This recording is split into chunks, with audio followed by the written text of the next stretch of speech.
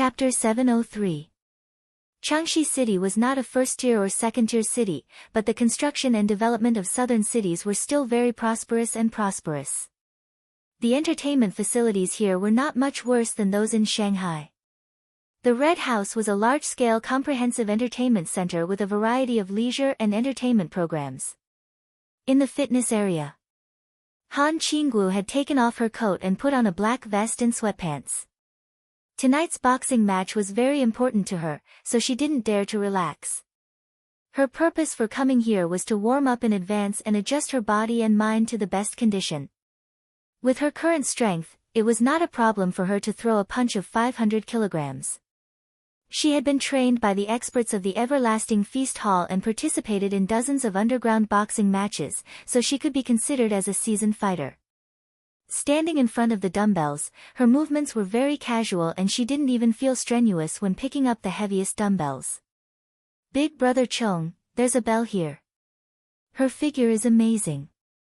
At the entrance of the fitness area, two young men came in with towels. One of them had a protruding mouth and monkey-like cheeks with sweat on his forehead.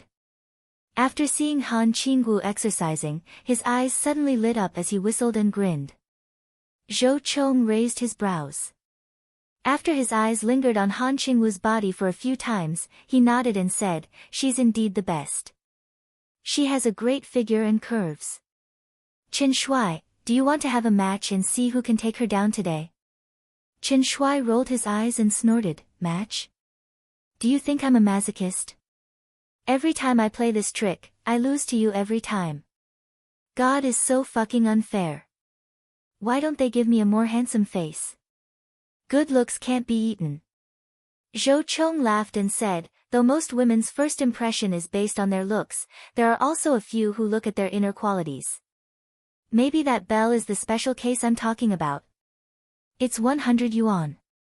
Do you dare to play or not?" Chen Shuai stared blankly for a moment before he frowned and said, "Do you really want to play that big?" Zhou Chong nodded with a smile. Chen Shuai thought for a moment and then said with a reckless expression, "Let's play then. Let's see who's afraid of whom. At worst, I don't want my pocket money for the next few months. Just wait here. I'll definitely win and bring that bell here. Let's wait and see." Zhou Chong crossed his arms and said with a smile. Chen Shuai tidied up his clothes and revealed a confident smile. After coming to Han Qinggu's side, he tried to pretend to be a gentleman and said, "Hey, beauty. Wanna talk?" Han Qinggu glanced at him and then directly treated him as heir. Because of her looks and figure, men often tried to flirt with her. She almost always chose to ignore these lectures. Chen Shuai seemed to have expected such a result and didn't look discouraged. He approached Han Qinggu half a step and whispered, "Beauty, I'm betting with my buddy on whether I can take you down or not. As long as you're willing to put on an act, I'll give you half. How about it?" A look of disgust flashed across Han Qinggu's eyes, but she still did not respond. Chen Shuai frowned and thought for a moment before he quickly said, "I said 100 yuan, but it's actually 1 million yuan. I know I'm not very handsome, and very few women would like me. But since I've made the bet, I have to win this time, right? I'll give you 500,000 yuan as long as you're willing to put on an act with me." Scram! Han Qinggu indifferently spat out a word. Chen Shuai's expression froze and he stared blankly at Han Qinggu for a long time. Then, he suppressed his anger and said in a deep voice, "You know Bitao Group in Changshi, right? I'm the son of Bitao Group's chairman, Chen Shuai. As long as you're willing to put on an act with me, I'll give you the 1 million yuan I won." Scram! "I don't want to say it for the third time," Han Qinggu coldly said. Chen Shuai was anxious. He didn't expect this woman to be so ungrateful and insatiable. A 1 million yuan play was only a few minutes, yet she didn't even want to give him face. If it weren't for the bet with Zhou Chong, he really wanted to slap this stinky woman. "Don't be so ungrateful. If you offend me to earn a living in Changshi, you won't have a good ending. I'll give you one last chance. If you still don't want to change your mind before I turn around and go to my buddy, then don't blame me for not giving you face later. Having said that, Qin Shuai turned around and left with a heart full of anger. Han Qinggu finally looked at Qin Shuai again and secretly sighed inwardly. There were so many fools in the world. If it weren't for her not wanting to complicate matters, she really wanted to slap this fool's ugly face with the sole of her shoe. Not far away. With a faint smile, Zhou Chong looked at Qin Shuai, who came back alone, and deliberately said with contempt, "It seems that not only your looks are bad, but you also don't have any inner qualities.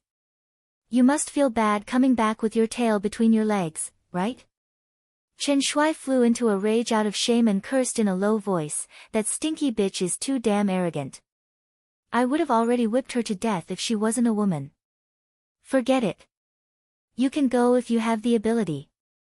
Zhou Chong whistled proudly and then came to Han Qingwu's side, saying with a smile, "Thanks a lot, Belle." "Scram!" replied Han Qingwu without raising her head. Ugh, the smile on Zhou Chong's face froze and his brain couldn't react for a moment. Something's wrong. According to the script I've calculated, she should have asked me why I thanked her. How come? Zhou Chong was a very thick-skinned person. The embarrassment on his face only lasted for a few seconds before receding like the tide. He raised his hand to touch his nose and said with a dry smile, "It's fate that brought us together, Belle. Don't be so distant. Anyways, let me introduce myself. I'm Zhou Chong, a descendant of the Zhou family in Changxi.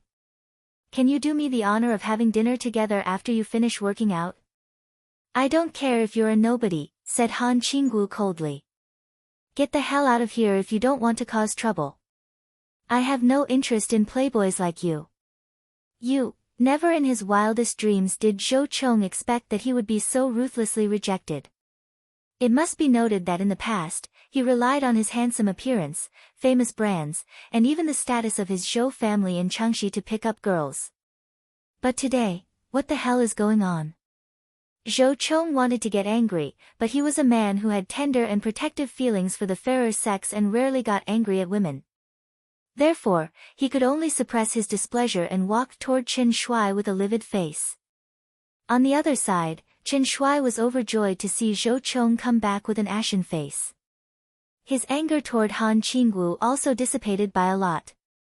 Instead, a sneer appeared on his monkey-like face as he teased, "Oh, young Master Zhou, why did you come back alone with your tail between your legs? Could it be that you, a self-proclaimed grandmaster of picking up chicks, was also chased away by that Belle?" Zhou Chong was so angry that his nose was crooked. In the past, he always hugged a Belle and came back to show off to Qin Shuai, only to see Qin Shuai's envious and jealous expression. But now, he was teased and ridiculed by Qin Shuai, which made his anger toward Han Qingwu even more intense. With a livid face, he didn't talk to Qin Shuai. Instead, he turned his head and waved to a nearby attendant. After the attendant came to him, he said, "I'll give you a task. Help me keep an eye on that woman. Wait for her to finish working out and see if she'll leave by herself or if she has a friend here. That's right, don't forget to secretly take some photos of her. It's useful to me." The attendant, who obviously knew Zhou Chong, quickly nodded and said, "Don't worry, young Master Zhou. I'll definitely help you handle it beautifully." Zhou Chong nodded and took out a business card and stuffed it into the attendant's hand. Then, he turned around and left the fitness area. At the tea house, Tan Xiao was drinking tea and reading a book, enjoying a brief moment of tranquility. He didn't speak, and neither did Ji Mu. Although he was a bit bored, he still sat on the chair and silently tried to sense the qi inside his body. Ever since he obtained a cultivation technique, he had spent most of his time sensing the qi inside his body. He wanted to become an expert and a cultivator, so he was willing to work hard. In the blink of an eye, it was already 6 in the evening. Han Qingwu rushed over from the fitness area. Since there was a place to take a shower, she had already washed the sweat off her body and changed back to her original clothes. "Let's go," said Han Qingwu. Looking at the time, Tan Xiao asked, How long will it take to get to the boxing venue? I don't know the specifics. Han Qingwu shook her head and said, but it's already 6 now, and there are only 2 hours left before the match.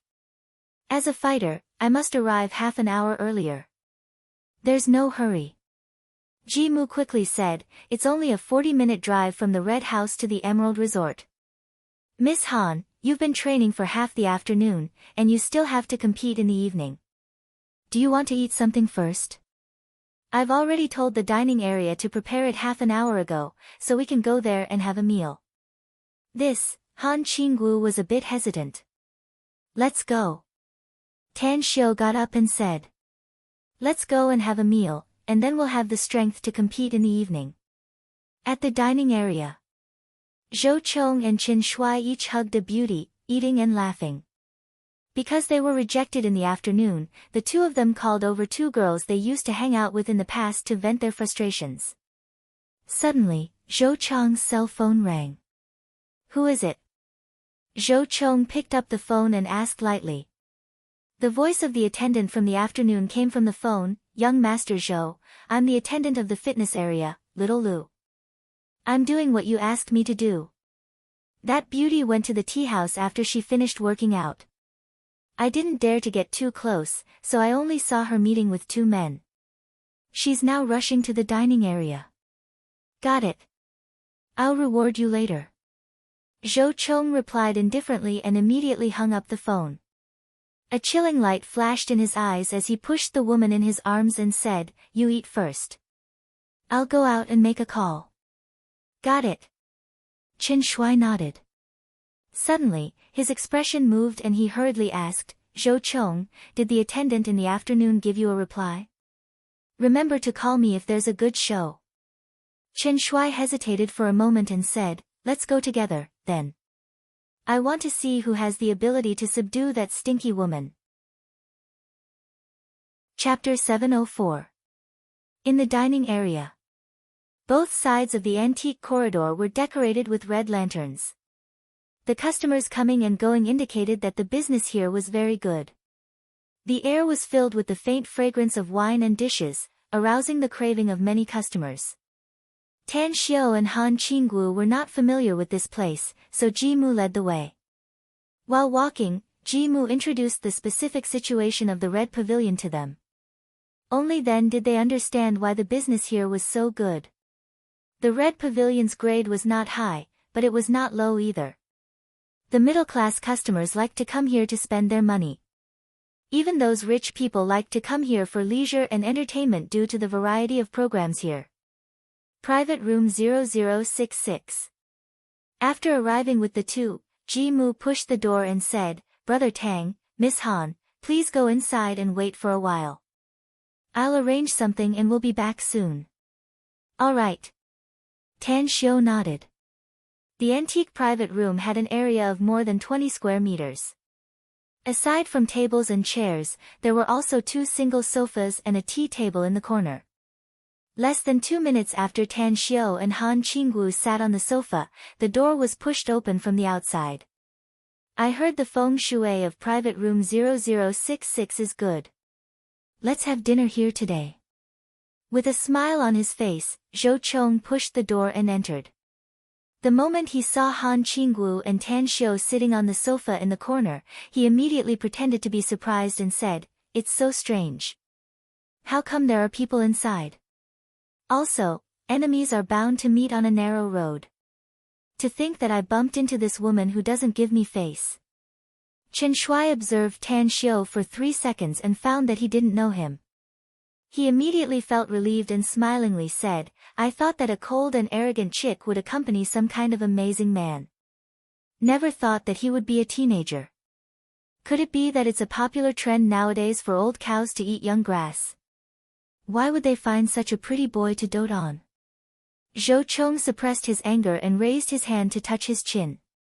He let out a hollow laugh and said, You can't judge a book by its cover these days. She looks like a pure and clean fairy, but who knows if she has any special fetishes? What are you two doing here? Did you book this private room? If you aren't, get lost. If you are, I'll contact the front desk and get you a different room. Tan Xiu frowned slightly. He looked at Han Qinggu and asked, "You know him?" Han Qinggu said, "A hooligan who tried to hit on me." Tan Xiu waved his hand and said, "Since they provoked you, throw these two fools out quickly." A smile appeared on Han Qinggu's cold face. Tan Xiu used "two idiots" to describe them, and she felt that it was really appropriate. After standing up, Han Qinggu asked directly, "Did you guys leave on your own? Or should I throw you out?" Zhou Chong sneered at Han Qinggu, then looked at Tan Xiu and said, "Kid, be more polite with your words. In Changshi City, there aren't many people who dare to provoke me, Zhou Chong." Noisy. Tan Xiu didn't even bother to look at them anymore. Han Qinggu strode forward and grabbed Zhou Chong's and Qin Shuai's collars lightning fast. She dashed outside and directly threw them out of the door like throwing garbage. Bam! The door was closed from the inside by Han Qinggu. She then walked back to the sofa and smilingly said, "The world is peaceful now." Outside the door, Zhou Chong and Qin Shuai were dizzy from the fall and only managed to crawl up after a while.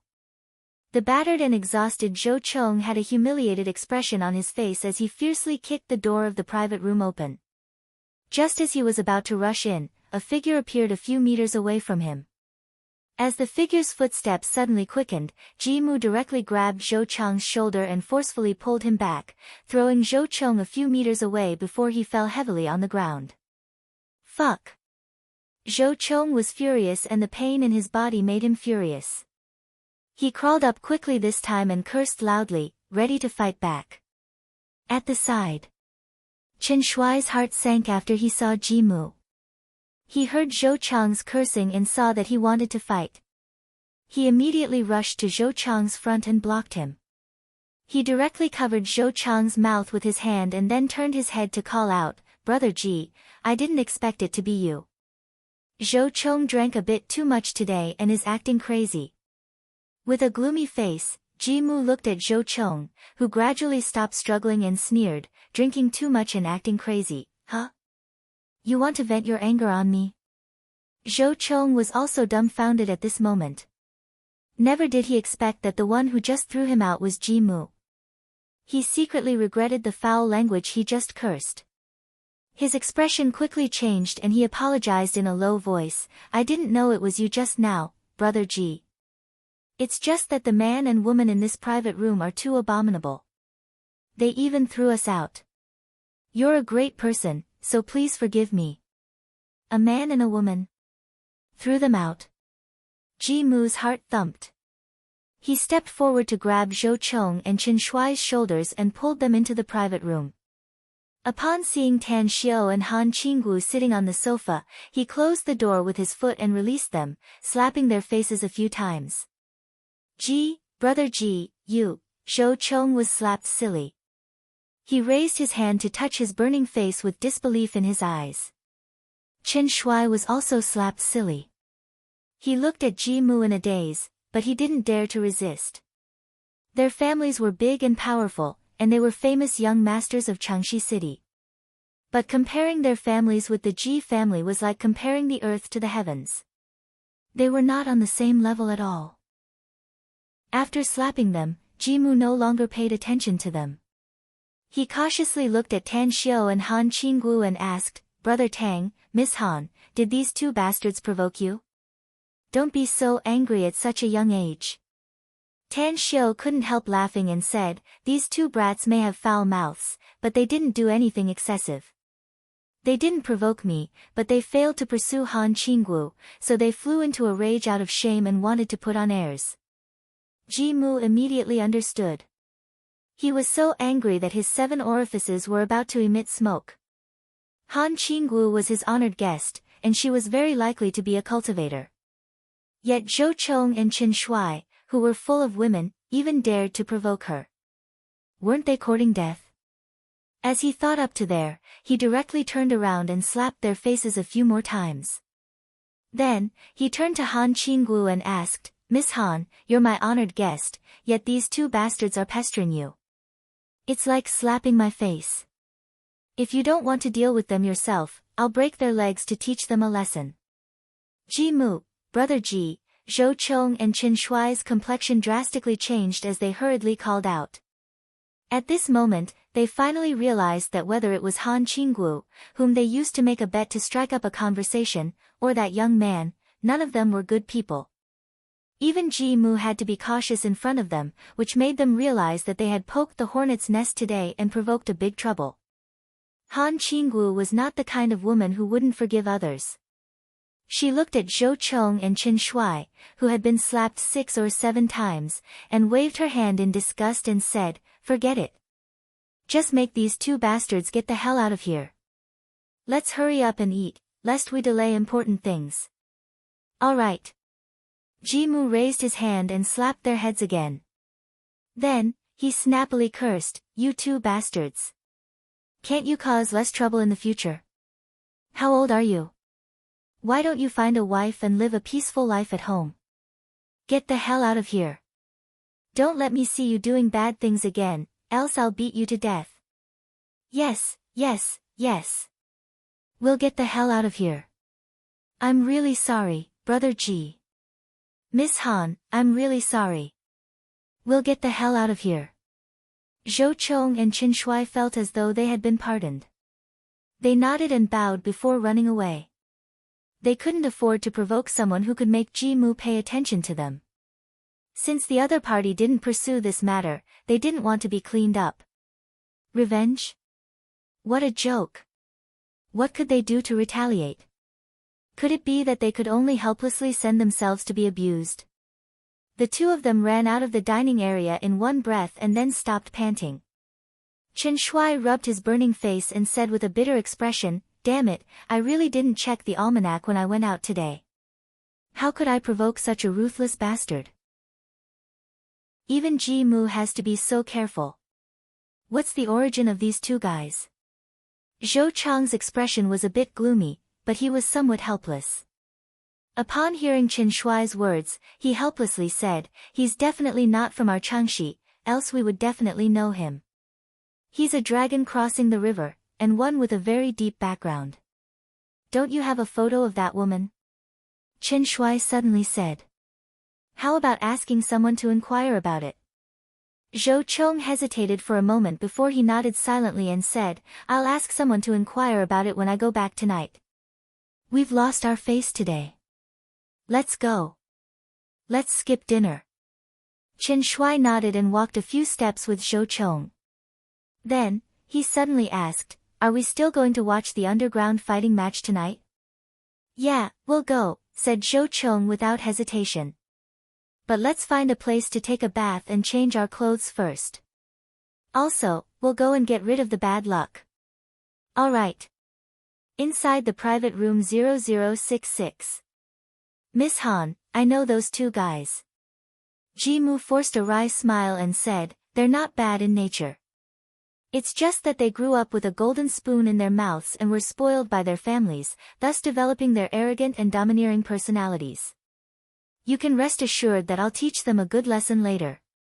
I guarantee that they won't run amok again." Han Qinggu didn't take it seriously at all, so she said with a smile, "It's nothing. I'll clean them up if they really go too far." Ji Mu quickly glanced at Tan Xiao and then said with a smile, "Miss Han is broad-minded and a heroine. Let's go to the table. The dishes will be delivered soon." "That's right, I didn't order any wine since Miss Han has a match tonight. I'll drink." Han Qinggu waved her hand and said, "Wine is a poison to the intestines, so drink as little as you can," said Tan Xiao with a smile. "Let's eat first. Let's eat quickly and not delay the business." "All right." Ji Mu found that Tan Xiao didn't have the slightest trace of a silk pants aura from Tan Xiao. Mature, steady, and unfathomable. This was his evaluation of Tan Xiao. Chapter 705. After a simple dinner, the trio rushed to the venue of the underground fighting tournament. Han Qinggu didn't want her good sister to know that she was going to participate in the underground fighting tournament, so she directly turned off her mobile phone. "How many matches will there be in the finals?" Sitting in the back seat, Tan Xiao glanced at Han Qinggu and asked. There will be 2 matches. The first one will be the semi-finals, and the last one will be the championship, answered Han Qinggu. Tan Xiu nodded and said, pay attention during the match. Just admit defeat if you can't beat them. Don't throw your life away in the ring for such a trivial match. I know. Although Han Qinggu replied in such a way, she secretly made up her mind to not lose the match even if she had to risk her life. She couldn't let Tan Xiu despise her. Ji Mu, who was the driver, was surprised and asked, Miss Han, are you going to participate in the underground fighting tournament? You're also going to be one of the top 4 powerhouses from thousands of underground fighters in the country? Yeah. Han Qinggu replied casually with an indifferent expression. Ji Mu was somewhat shocked. This was his first time seeing Han Qinggu. He originally thought that Han Qinggu was just a weak and delicate young woman. He didn't expect that such a terrifying strength was hidden under her delicate appearance. However, after recalling Tan Xiu's identity and the fact that he personally accompanied Han Qinggu, Ji Mu felt relieved. Perhaps, Han Qinggu was also a cultivator. Realizing this, Ji Mu suddenly felt that his decision today was very wise. If he could maintain a good relationship with Tan Xiu and smoothly squeeze into his circle, it would definitely bring him a lot of unexpected benefits. It would be better too. Tan Xiu had promised to give him a big gift when he got married.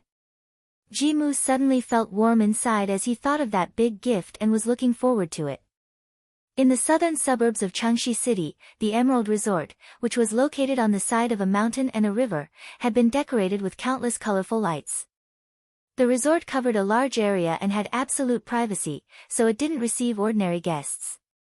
Anyone who wanted to come here for a leisure vacation must be recommended by more than 2 members, and their total assets must not be less than 20 million yuan.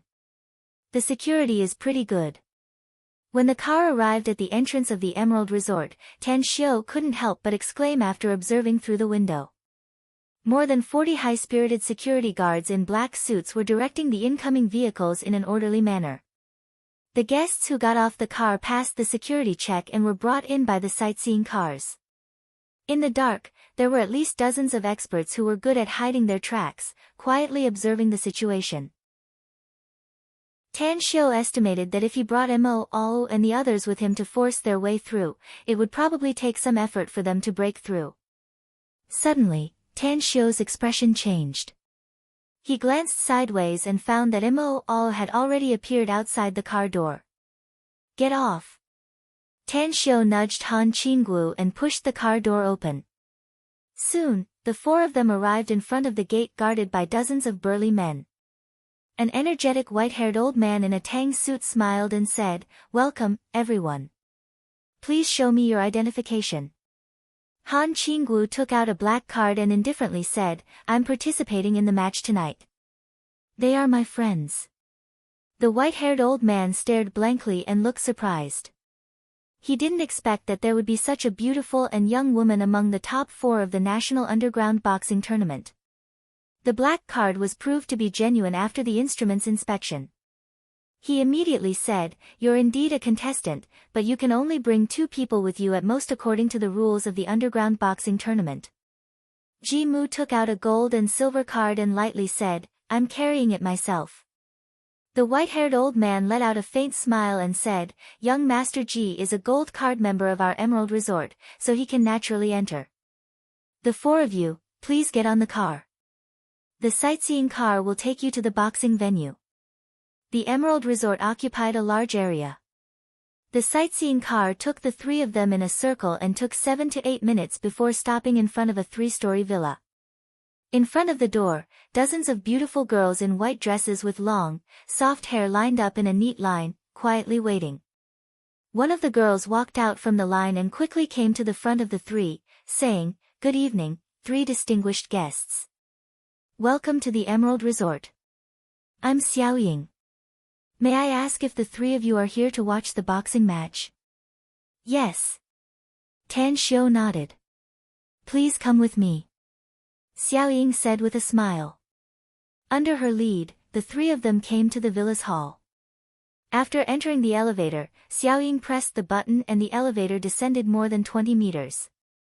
As the elevator door opened, Xiaoying smiled and introduced, the boxing match will be held underground. There's a very large underground space here, and the arena and spectator seats have been set up. The three of you, please come with me. I'll take you to get your numbers first and then send you to the spectator seats. I'm not here to watch the match. I'm here to participate in it, said Han Qinggu. The organizer should have notified you in advance. You're here to participate in the match? Xiaoying was startled. She looked at Han Qinggu with a serious expression and saw Han Qinggu take out a black card. She immediately said with some apprehension, "Hello, Mississippi. I'll immediately send you to the backstage. Our supervisor has been waiting backstage for a long time." After saying that, she turned to Tan Xiu and Ji Mu and said, "Gentlemen, can you wait for a while? I'll immediately come back to pick you up after sending this young lady there." "All right." Tan Xiu nodded. After looking at Han Qinggu, he slightly hesitated and said, "Remember my words. Fight if you can win, and admit defeat if you can't. You've just started cultivating, so it won't be shameful even if you lose. How about this? If you lose, I'll give you a present, but if you win, I'll give you nothing." Han Qinggu looked at Tan Xiu with a dumbfounded expression. She immediately rolled her eyes at him and snappily said, "Do you really want me to lose? Let's change it. You'll get a gift if you win, but nothing if you lose." After she reacted, she immediately understood Tan Xiu's intention. Tan Xiu was afraid that she would risk her life in the ring, so he deliberately brought up the gift. This was his way of showing his concern for her. Han Qinggu left with Xiaoying, but her heart was warm. She made up her mind that no matter how simple it would be, she must win tonight's match and win the championship of the finals. At this moment, dozens of people were sitting in the auditorium in the underground space. In the last row, there was a big fatty with an oily face and a cigar in his mouth, talking to a thin middle-aged man next to him. "Xuecheng, I'm not bragging. If I were to participate in this year's underground boxing tournament, even if I can't win the championship, it wouldn't be a problem for me to get the second place. Don't look at me getting fatter and fatter, my body is still very flexible." "Hey, Fatty Lee, can you stop bragging? If you said this more than a decade ago, I might have believed some of it. But now, he. I heard that you went to Shuangqing Province's Star City last year to find Chen Zhizhong for a duel, right? And the result? You got beaten to the point that you looked for your teeth all over the floor. Now, many of your old friends are laughing at you. Fuck, which big mouth spread that news? Motherfucker. Good news doesn't go out, but bad news spreads far and wide. If it weren't for Chen Zhizhong having a good master, I would have been. Forget it, I won't say it. Just thinking about it makes my stomach full of grievances. You're still feeling wronged? I think your skin is hurting. But you said that Chen Zhizhong has a good master. Who is it?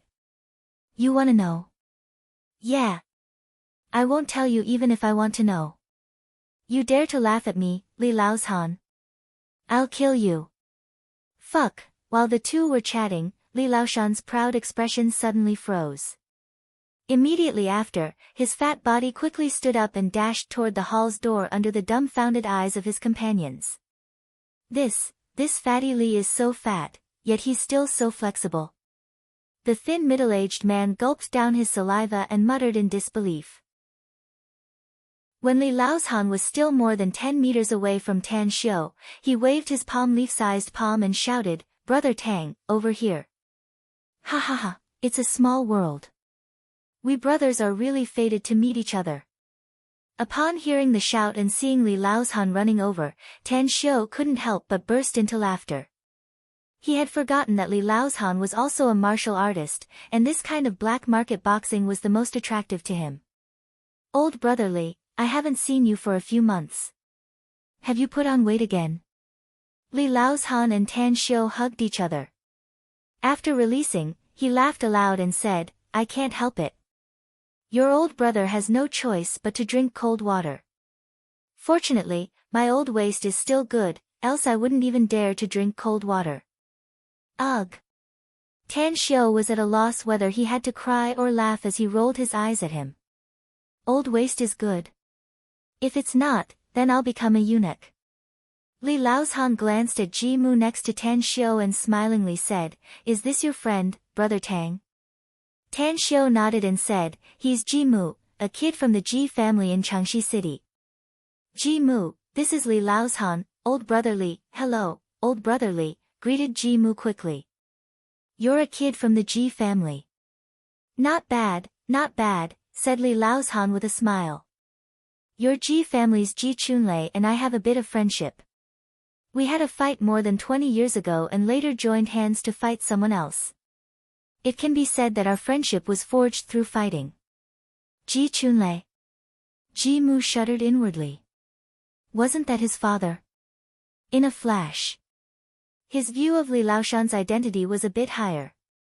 It must be noted that his father was an easygoing person on the surface, but he was very arrogant inside. Li Laoshan's identity was definitely not simple for him to be able to forge a friendship with him through fighting. At the side, Xiaoying, who had just returned from sending off Han Qinggu, said, "Gentlemen, would you like me to send you to your seats first and then you can chat?" Li Laozhan looked at the card in Tan Xiu's hand. He took it and threw it back to Xiaoying, saying, "My card is 128. Help them change their seats and let them sit next to me." This, Xiaoying hesitated for a moment before nodding. She took Tan Xiu's and Ji Mu's cards and quickly ran outside. Li Laozhan hugged Tan Xiu's shoulder and enthusiastically led him and Ji Mu to the back row. He then introduced his friend to Tan Xiu. Chu Xuecheng. He was the big boss of the Beigong group and the leader of the northern machinery field. He usually kept a low profile, but his wealth was no less than Li Laoshan's. "It's the end of the month. I'm asking for a monthly vote to support me." Chapter 706. The time of the underground fighting tournament was 8 p.m., and the guests arrived one after another, filling up all the seats in the auditorium before 7:30 p.m. The number of people was not a lot, but there were still about 400 to 500 people. Tan Xiu had never participated in this kind of underground fighting tournament before, so he didn't understand some of the underlying rules of the underground fighting tournament, such as gambling in the blackboard. "Brother Tang, how much do you want to bet?" Li Laozhan asked curiously as he wiped his greasy face. Tan Xiu stared blankly and asked with a puzzled expression, "What do you mean?" Li Laozhan said, "Place your bets. Don't tell me you don't want to play." Tan Xiu didn't answer him directly, but frowned and asked, "Can I bet while watching the underground fighting tournament?" Li Laozhan rolled his eyes and looked speechless. Chu Xuecheng, who was sitting on his other side, smiled and explained, "It seems that Brother Tang rarely participates in this kind of underground fighting tournament. As a matter of fact, the main purpose of each session of the underground fighting tournament is to provide some rich people with the opportunity to bet. Everyone had the dream of being a wuxia. If they didn't have the ability, they would bet a large sum of money on the fighters they fancied, to fight in the ring for them, to spill blood, and to stimulate the boiling blood in their bodies. To put it bluntly, it's just looking for excitement." Tan Xiu suddenly understood and was at a loss whether he had to cry or laugh. "I've never participated in an underground fighting tournament before, so I really don't understand it." "Are you going to bet, brothers?" "That's right. I've bet on more than a dozen matches. How can I not play in the finals?" Li Laozhan proudly said. "I'm optimistic about the boxers. His golden iron fist is a powerhouse whose strength is almost beyond the Grandmaster realm. Not only do I want to bet that he can rush to the top 2, but I also want to bet that he can win the championship." "I don't think so." Chu Xuecheng shook his head and smilingly said, "Golden Iron Fist is indeed born with divine strength, and his punching technique is even more exquisite. He can inflict heavy damage to his opponents in every match, but his style is too firm and fierce, and he's bound to fall into a bitter struggle once he encounters a soft move. And it just so happens that one of the 4 boxers is Ladyboy Wu Tong. Her silk hand and 1810 kicks are the perfect counter to Golden Radiant Iron Fist. If the two of them were to fight, it would be hard to say who would win. Tan Xiu said, I heard that there is a boxer named Li Tong. Is he very powerful? Li Laozhan and Chu Xuecheng looked at each other and shook their heads in unison. Brother Tang, Li Tong is indeed very powerful, said Li Laozhan. He has broken through to the martial arts grandmaster realm many years ago. Furthermore, his martial arts style is ruthless and his moves are tricky and strange. It's fine if he doesn't fight, but once he does, blood will definitely be seen, and he'll either die or be crippled. But I think he's still not as good as Iron Fist Jean Can and Ladyboy Wu Tong. Tan Xiu nodded silently. Li Laozhan asked again, Brother Tang, you haven't said whether you want to play or not. I'm going to the backstage to place my bets. Do you want to come with me? Tan Xiu nodded and said, since all of you are playing, then I'll also join in. Jimu, what about you? The most important thing is to participate. Let's go together, said Jimu quickly. Quickly. The four of them came to the backstage. Inside a long and wide table, more than a dozen staff responsible for handling the business were busy, while more than a dozen stalwart men stood everywhere, responsible for guarding the place. On the other hand, a charming lady was constantly greeting the guests who placed their bets. Boss Li, Boss Chu, welcome to the two of you to place your bets. I've never seen these two handsome little brothers before. Are you also here to place your bets? Upon seeing the arrival of the four, her eyes immediately lit up and greeted them. Li Laozhan laughed aloud and said, that's only natural. It's such a good opportunity. It's simply a reckless waste of God's gifts and a waste. Black Widow, I'll bet, suddenly. Li Laozhan realized something and quickly turned to look at Tan Xiu, asking, Brother Tang, you haven't said who you're going to choose yet. Han Qinggu. Tan Xiu calmly said. Li Laozhan stared blankly, while Chu Xuecheng also wore a strange expression. In their opinion, Han Qinggu being able to rush to the last two matches was already beyond their expectations. They didn't expect that Tan Xiu would choose her. Li Laozhan squinted his eyes as he deeply observed Tan Xiu. Then, he immediately looked at Black Widow and asked, Black Widow, what's the odds for Han Qinggu? 7-1, said Black Widow with a smile. Li Laozhan immediately scratched the back of his head. The amount he was going to bet this time was not small. It was 100 million. If he lost, he would still feel distressed even if he had a big family business. However, he recalled Tan Xiu's terrifying strength and identity. After hesitating for a moment, he directly took out his bank card and handed it to Black Widow, saying, I'll also bet that Han Qinggu can win. 50 million for the first match and 50 million for the second match. Black Widow looked surprised, but she still nodded and quickly swiped the card for Li Laozhan. Soon, she handed a receipt to Li Laozhan. Chu Xuecheng furrowed his brows. He didn't understand why Li Laozhan suddenly changed his mind. It must be known that a bet of 100 million didn't have much impact on them. But if they were to lose for no reason, they would still feel distressed. Could it be, he did it because of Tan Xiu? Li Xuecheng stared at Tan Xiu for a while before he finally chose transvestite Wu Tong, whom he favored, and also bet 100 million. Tan Xiu's processing speed was very fast. Jimu regarded Tan Xiu as a celestial being, so he naturally also bet on Han Qinggu. He had spent a lot of money recently and only had 20 million left, so he bet all of it. Brother Tang, you're really bold. You even dare to bet 100 million. It seems that I, Old Li, can count the money with you today, said Li Laozhan with a smile. Li Laozhan said with a smile. However, his laughter was a bit weak, indicating that he was still a little skeptical about Han Qinggu's ability to win the competition. Soon after, the four of them returned to their original seats in the auditorium and quietly waited for the start of the underground fighting match. They were not in a hurry since they had already bet the money. From time to time, their eyes would fall on the rich guests in the auditorium. Occasionally, they would see some familiar friends, but they just nodded to greet them. At the entrance, Zhou Chong and Qin Shuai came together. Although they had been slapped several times by Ji Mu, the swelling on their faces had subsided a lot after they used ice cubes to cold compress them. Are you going to bet, Zhou Chong? Qin Shuai didn't have much money at hand, so he wanted to throw 1 million to play. He knew that Zhou Chong was very rich, but he didn't know how big the bet would be. I'll take out 5 million to play. Zhou Chong nodded and said, it's fine if I lose, but it's best if I can win. I'm not happy today, so I'll see some blood later, so I can vent some of my depression. Qin Shuai nodded and glanced at the audience in the hall a few times. Coincidentally, just as he was about to retract his gaze, he suddenly saw Tang Xiu and Ji Mu's faces. Zhou Chong, look at the right back corner. Zhou Chong looked over in surprise. When he saw Tang Xiu and Ji Mu, his expression suddenly turned a bit unsightly and he cursed inwardly for being unlucky.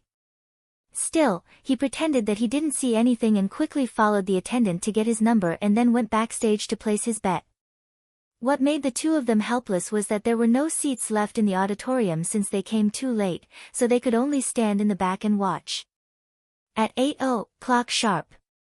When the woman called Black Widow by Li Laozhan came to the ring in the middle of the auditorium, she held the microphone and smiled brightly. She looked around and smilingly said, "Welcome to the final of this year's underground fighting competition. I'm Black Widow, and also the host of today's underground fighting competition. First of all, I'd like to introduce the 4 contestants today. As a matter of fact, I'm sure everyone knows about these 4 boxers. Some of you are not unfamiliar with them and are very familiar with them. Now, let's welcome the first boxer." Before her voice faded away, a strong middle-aged man came out from the backstage passage. He had several scars on his face that looked like a centipede crawling on it, making him look particularly ferocious. Savage Beast Li Tong.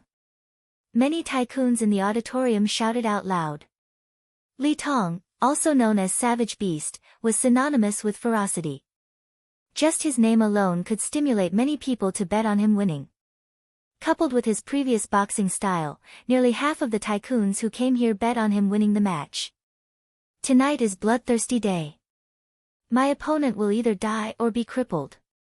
Li Tong came to the ring and fiercely waved his fists a few times as he roared loudly.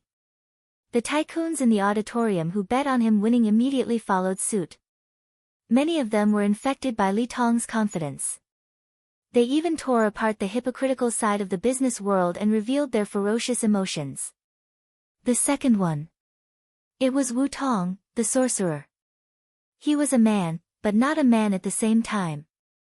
After undergoing a sex change, he could only be said to be a half-man half-woman sorcerer, which was very fitting to his name. I'll kill anyone who stands in my way to become the champion. A gloomy voice came out of Wu Tong's mouth. His eyes emitted a chilling light. Every tycoon who met his gaze felt as though they were being stared at by a viper, making their hair stand on end and sending chills down their backs. The third one. It was Jean Can, the Iron Fist. He was very arrogant and very arrogant.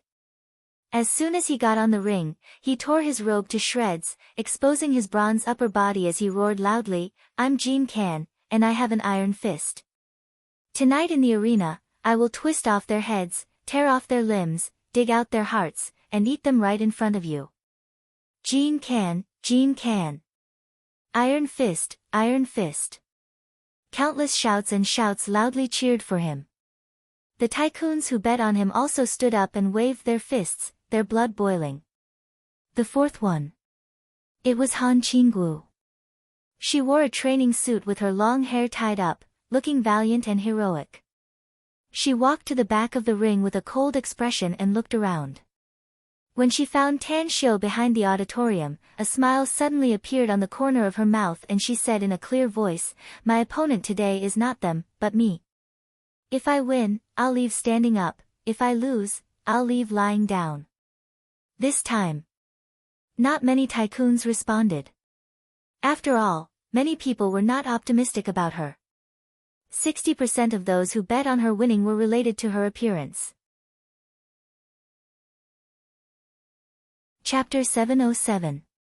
At the back of the auditorium, Zhou Chong and Qin Shuai were dumbfounded as they looked at Han Qinggu. A chill ran down their spines and straight to the back of their heads. Aside from the different clothes, there was no mistaking her figure and appearance. The two of them recalled the scene when they went to strike up a conversation with her. Recalling their actions of finding fault with her, they were so scared that they nearly peed their pants. It feels so good to be alive. Qin Shuai's throat squirmed as he wiped the cold sweat on his forehead with his trembling right hand. He simply couldn't imagine it. If Han Qinggu were to act against them in the Red House, they would probably be left with half of their lives at the very most, even if they didn't die. Zhou Chong unbuttoned his shirt as though he wanted to release the repressed feeling in his chest. Although Ji Mu had slapped him a few times and made him regret provoking Han Qinggu, this was the moment he regretted the most. He couldn't afford to provoke such a ruthless character who could participate in the underground fighting tournament and fight all the way to the finals. Qin Shuai, I used to hate Ji Mu a bit, but now I don't hate him anymore. I even feel grateful to him. I also feel the same way. Qin Shuai nodded with lingering fear. He recalled that if they had provoked Han Qinggu would have beaten them to death if she had acted against them. In the ring, with a smile on her face, Black Widow introduced the 4 contestants. Then, she called a beautiful girl to take the well-sealed box and placed it in the center of the ring. She then said with a smile, there are a total of 4 poker cards in this box, 2 jokers and 2 jokers. Each of the 4 contestants will draw 1 card. Jokers will fight against jokers, and jokers will fight against jokers. The winner will participate in the final match. Lots were drawn. It was a very fair grouping method, so the 4 contestants had no objection. The results quickly came out. Han Qinggu and Fierce Beastly Tong drew the jokers, while Iron Fist Jean Can and Ladyboy Wu Tong drew the jokers. After Black Widow announced the grouping, she let the 4 contestants go backstage to prepare. The first round was the Jokers group, and the second round was the Jokers group. The Jokers group would begin at 8:30, and the contestants had 20 minutes to prepare. In the auditorium, Li Laozhan slightly furrowed his brows as he watched Han Qinggu leave. He couldn't figure out why Tan Xiu would choose Han Qinggu. He had watched dozens of previous matches and knew Han Qinggu's fighting prowess. Although she wasn't weak, whether it was in terms of strength or speed, she was considered one of the best. However, during the competition, she revealed her greatest weakness, mercy. In this kind of underground fighting competition, one would either be injured or killed. However, in the dozen or so fights that Han Qinggu participated in, the most seriously injured opponent only had a few broken ribs and a crippled arm. Tang Xiu. And she of the match. Of Yang Xiu. Tang Group and she. Li Laozhan didn't want his 100 million yuan to go down the drain, so he hesitated and shouted. However, he regretted it right after. He had already made up his mind, and doubting Tang Xiu at this time wouldn't look good. Tang Xiu glanced at Li Laozhan and lightly smiled, don't worry. You know Han Qinggu. Tang Xiu glanced at Li Laozhan and said with a light smile. I came with her this time. Otherwise, I wouldn't have known about the underground boxing match, said Tan Xiu. Li Laoshan's restless heart immediately calmed down. He rubbed his hands and said with a grin, hee, since I came with you, brother Tang, then I can rest assured. Li Laoshan's restless heart immediately calmed down. He rubbed his hands and grinned, hee, since I came with you, brother Tang, I can say that I've taken a tranquilizer. Li Laoshan's restless heart immediately calmed down. He rubbed his hands and said with a smile, hee, I can rest assured since I came with you, brother Tang. Losing money is just a small matter, and I'll definitely be laughed at by old Chu. He couldn't figure out why Li Laozhan was so convinced by Tan Xiu. At 8:30, Han Qinggu was still in her original attire. She wore a black exercise suit and came to the arena from the backstage valiantly. Facing Li Tong, who had a cruel look on his face, her expression was cold. There was no fear or contempt. Her eyes swept over Tan Xiu and then fell on the host, Black Widow. Black Widow didn't speak any nonsense and directly announced the start of the boxing match and immediately left the ring. If it was a regular boxing match, the referee would stay in the ring and use the so-called rules to restrain the boxers. However, there were no rules at all in this kind of underground fighting competition. Once in the ring, not to mention all kinds of despicable and shameless means could be used, even using weapons was not a problem, as long as firearms and other firearms were not used. Li Tong licked his lips and unscrupulously sized up Han Qinggu. He then grinned and said, "Ice Phoenix, Han Qinggu, it's really not easy for me to meet such a top-notch woman like you in this underground boxing match. But if you directly admit defeat, I, Li Tong, will still have tender and protective feelings for the fairer sex." Han Qinggu coldly said, "Cut the crap. Let's see who's the real deal." Li Tong grinned and said, "Since you don't know the meaning of death, then don't blame me for ruthlessly destroying a flower." Han Qinggu didn't speak again. Her elegant body instantly dashed and appeared in front of Li Tong in the blink of an eye. The true essence in her body gurgled and flowed through the meridians all over her body. Li Tong didn't have the slightest worry. He was very excited after he drew the same team as Han Qinggu. He had watched Han Qinggu's matches and knew that although this woman's speed and strength were quite good, she was a soft-hearted person. If he were to fight with others, even if he could win the match, it would probably be a Pyrrhic victory. But as long as he could defeat Han Qinggu, he didn't have to worry about being seriously injured and unable to participate in the next match. His toes stepped on the ground and his legs tightened. In an instant, he whipped his leg like a lightning bolt. As his body flew up, the moment Han Qinggu dodged, the shadow of his leg joined together. It seemed that he wouldn't give up until he kicked Han Qinggu. Bam! After more than 10 seconds of attacks, Han Qinggu's arm was finally hit. But amidst the pain, Han Qinggu also kicked Li Tong's calf while her body was swaying. Go to hell. Li Tong didn't want to be entangled in a fight because he still had another match. After a short attack, he didn't gain any advantage, which immediately aroused his fierceness. His body was like a hungry tiger pouncing on its prey. He instantly waved his fist and smashed it toward Han Qinggu's head. His right hand instantly grabbed a dagger from his waist. He was confident that as long as Han Qinggu dared to take his heavy punch, he would stab her head with the dagger. A cold glint flickered in Han Qinggu's eyes. She could see that Li Tong, who was using a weapon, wanted to kill her. She immediately moved her feet. While her body was dashing forward, she also leaned back. Her palm slapped Li Tong's incoming fist, but the fingers of her left hand slid under Li Tong's armpit. Puff! The direction of Li Tong's fist deviated, and the following dagger also shifted in an instant, narrowly passing through Han Qinggu's temple hair. Li Tong's body suddenly trembled. A clear wound appeared on his armpit. No one noticed that when Han Qinggu's fingers swept past Li Tong's armpit, a burst of true essence had been shot into the acupuncture point in the wound. Turning over and hammering. At the moment when Li Tong's body trembled, Han Qinggu had already completed the whole set of movements smoothly and smoothly. Her seemingly tender fist fiercely bombarded the left side of Li Tong's neck. Crack! Although Li Tong's body was as hard as iron, his neck was still smashed by Han Qinggu's punch. That huge body also flew in the air with the sound of broken bones and heavily smashed on the ground of the arena 5 or 6 meters away. What's going on? How could it be? In the auditorium, a large number of rich people who had bet on Li Tong to win the match had their complexions greatly changed, and they couldn't help but cry out involuntarily.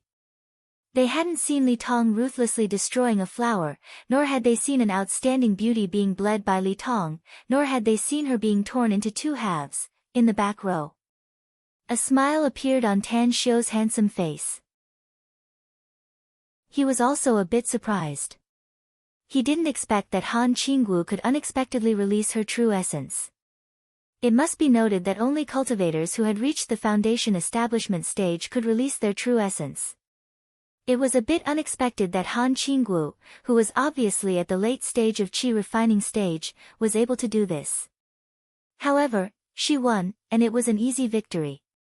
Li Lao's suddenly turned his head and looked at Tan Xiu with a pleasantly surprised expression. How did Han Qingwu suddenly become so strong? It hasn't even been half a minute, right? She won just like that. Han Qingwu has received professional training and learned killing moves, said Tan Xiu with a faint smile. But she's not a bloodthirsty person. She probably didn't go all out in the previous matches. In fact, Li Tong is also very powerful. Whether it's his speed or strength, I'm afraid that ordinary martial arts grandmasters can't compare with him. However, he underestimated Han Qingwu's strength and guessed wrongly about Han Qingwu's determination.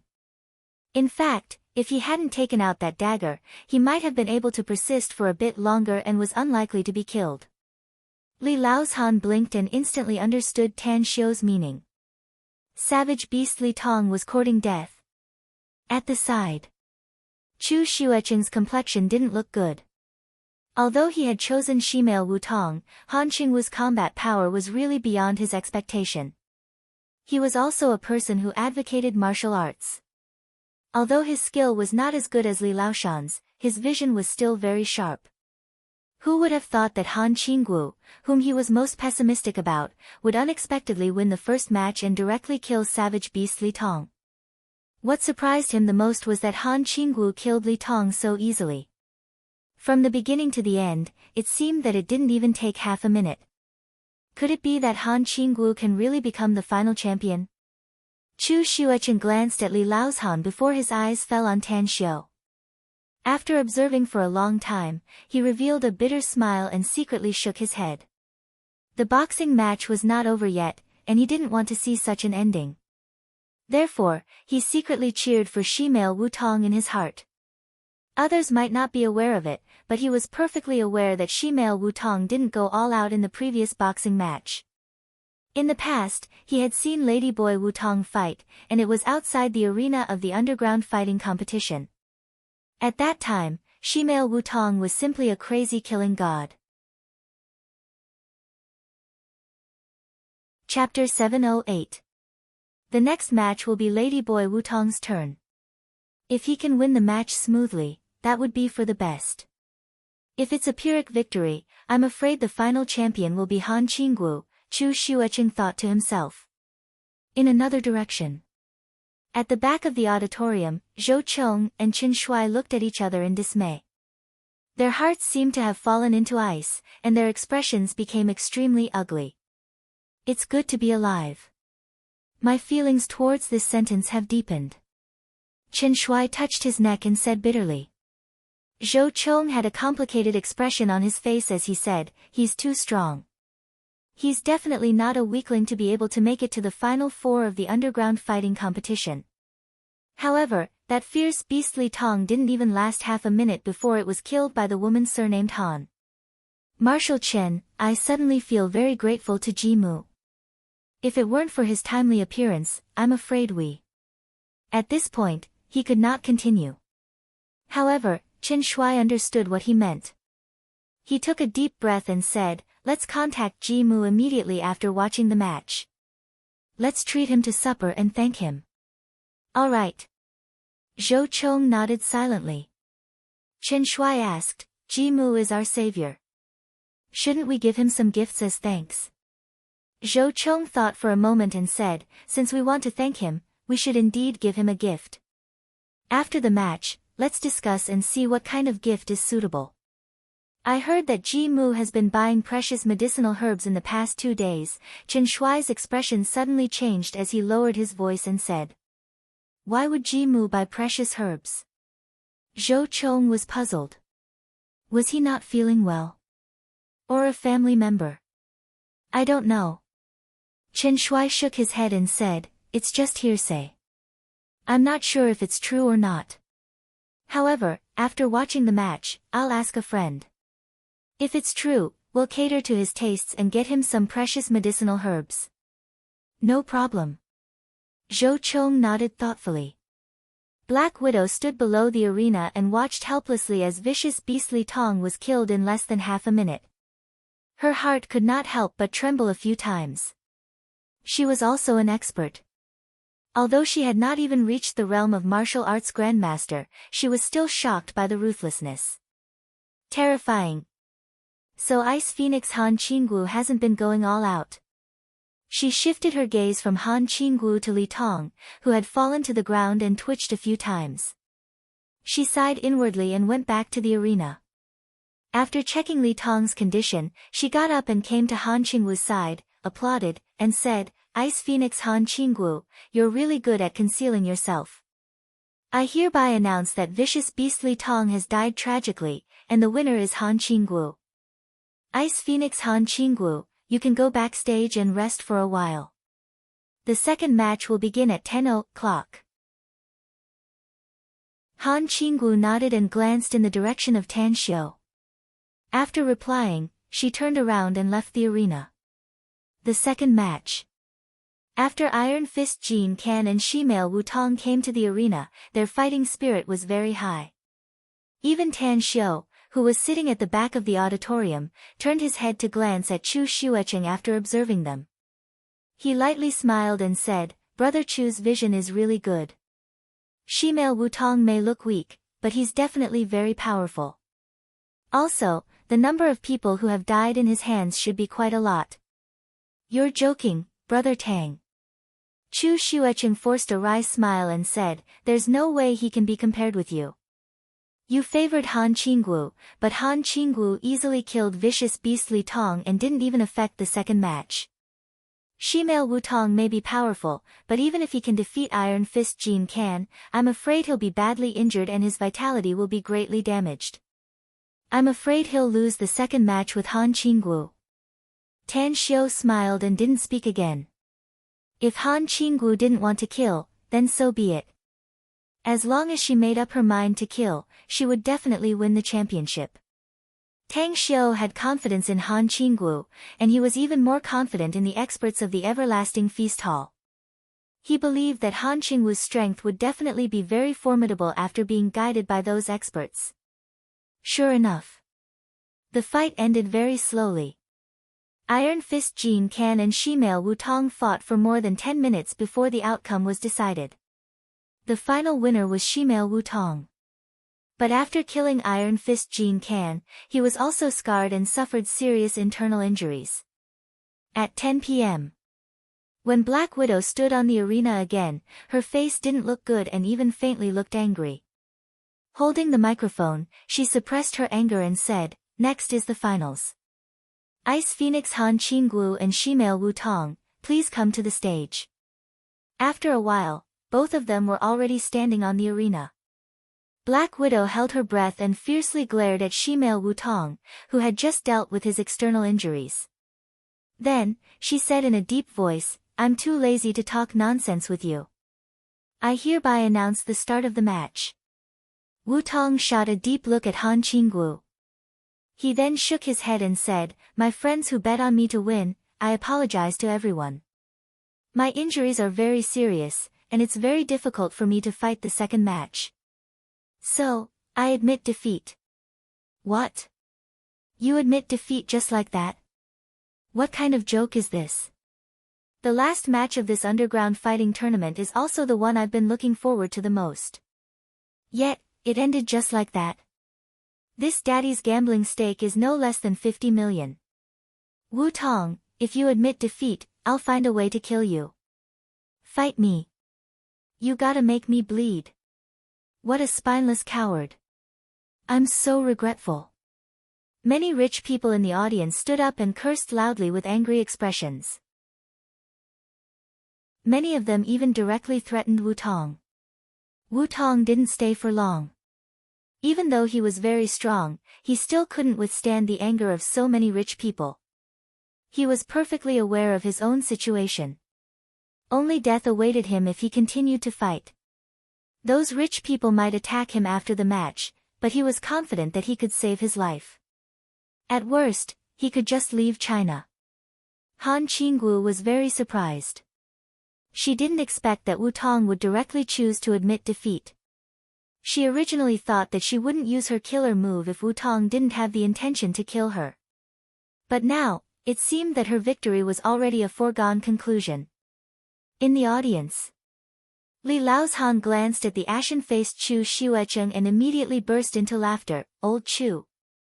I never thought that I, old Li, would have such good luck today. Not only did I bump into Brother Tang here, but I also earned 600 to 700 million yuan for nothing. It's great. It's really great. Brother Tang, let's not talk anymore. Let's go backstage to exchange the money first, and then I, old Li, will treat you to a drink. A smile appeared on the corner of Tan Xiu's mouth. The reason why he followed Han Qinggu to Chengxi this time was because he was afraid that she would have an accident in the underground fighting tournament. He hadn't found the answer from Han Qinggu yet, so he absolutely didn't want her to die in the underground fighting tournament. Unexpectedly, he followed Li Laozhan's bet and won a lot of money. Let's go. Tan Xiu got up with a faint smile and was pulled away from his seat by Li Laozhan. Ji Mu, on the other hand, also looked happy as he followed him to the backstage. Although he didn't bet much, the odds were high enough. Half an hour later, Tan Xiu, Li Laozhan, Ji Mu, and Chu Xuecheng had already taken the elevator to the surface. It didn't take long for Han Qinggu to change her clothes and come before everyone. Are you happy? Asked Tan Xiu while looking at Han Qinggu. Han Qinggu nodded and said with a smile, I won some money, so of course I'm happy. It's just that I'm not happy. I'm actually looking forward to fighting Ladyboy Wu Tong. If you want to fight, I'll send you to Jingmen Island later, said Tan Xiu with a smile. The smile on Han Qingwu's face froze. She immediately shook her head and let out a hollow laugh. Forget it. You also bet? Asked Tan Xiu with a smile. How much did you win? I bet 20 million and won more than 100 million, said Han Qinggu. I'll be a rich woman in the future. Your family isn't short of money, is it? Tan Xiu snappily said. You don't want money from your family, do you? Do you really want to be self-reliant? Han Qinggu knew that Tan Xiu knew her grandfather, so he should also know about her family's situation. She nodded and said with a smile, I usually spend very little, so I spend what I earn. It's good. Tan Xiu smiled and no longer entangled with this issue. Instead, he pointed to Li Laozhan and Chu Xuecheng and introduced them to Han Qinggu. Li Laozhan was a forthright person. He had won 600 to 700 million yuan because of Han Qinggu, so he patted his chest and said, Miss Han, I really have to thank you this time. 600 to 700 million. I'm afraid that I won't be able to earn that much in a year or two with my business. I'll treat you to supper tonight, and I'll give you a big gift when I go to Magic City some other day as a token of my gratitude. No need for a big gift, old brother Li, said Han Qinggu with a smile. This is what you deserve. When it's time for supper, we'll just have to choose a good place. Li Laozhan said in a straightforward manner, supper must be treated and a big gift must be given. Ah, that's right, brother Ji. You're the local tyrant of Chengxi City, so you should know where the best supper is, right? I'm in a good mood today, so take us to the best place. Brother Ji. Ji Mu shuddered inwardly. When he watched the game tonight, he secretly searched for information about Li Laozhan on the internet. What shocked him was that Li Laozhan was the Steel King of the North, and his net worth was definitely more than 10 billion yuan. Although he was a descendant of the Ji family, he didn't have the qualifications to be called brother by Li Laozhan. If it was his father, it might be more like it. He was basking in the light. Ji Mu secretly glanced at Tan Xiu and found that he nodded to him. He immediately let out a hollow laugh and said, I also won a lot tonight. Old brother Li, you're the guests, so I'll treat you to dinner. Another day, when old brother Li is free, I'll treat you again. This night. It was a fruitful night, but also a pleasant night. It was already 1:30 p.m. when the five of them finished their supper. Since he drank a lot, Tan Xiu, who didn't deliberately force the alcohol out of his body, was also a bit tipsy. As for Li Laozhan and Chu Xuecheng, both of them drank a lot. When they left, Ji Mu called the Ji family's people to send them to the hotel they had booked in advance. However, Before parting, Li Laozhan pulled Tan Xiu and told him that they would meet again tomorrow and then go to Magic City together. As for what it was, Tan Xiu didn't ask, and neither did Li Laozhan.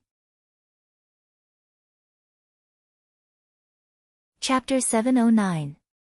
The next day. When the red sun rose from the east, Tan Xiu got up from the hotel bed in a daze. He was staying in Ji Mu's luxurious villa in Changxi City. He even changed the bedding in the master bedroom and gave it to Tan Xiu. As for him, he spent the night in a guest room on the first floor. Knock, knock, the bedroom door was knocked. As Tan Xiu opened the door, he saw Han Qinggu standing outside with a smile and her handbag in her hand. "You got up so early?" asked Tan Xiu with a smile. Han Qinggu followed Tan Xiu into the bedroom and smilingly said, "It's getting late. I heard some movements in your room, so I came over to ask. Are we going back to Shanghai directly? Or staying in Changxi City to play? I got a call from Yu Hong this morning and she complained about me." Tan Xiu thought for a while and asked, "Do you have something urgent?" "If there's nothing urgent, I can have some fun in Changxi City. I'm fine with anything."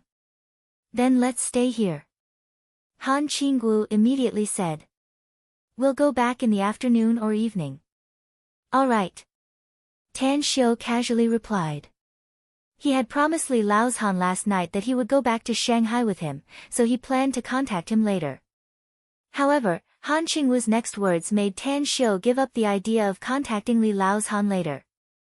"Tan Xiu, let's have breakfast first. How about you accompany me to Yendang Ancient Town?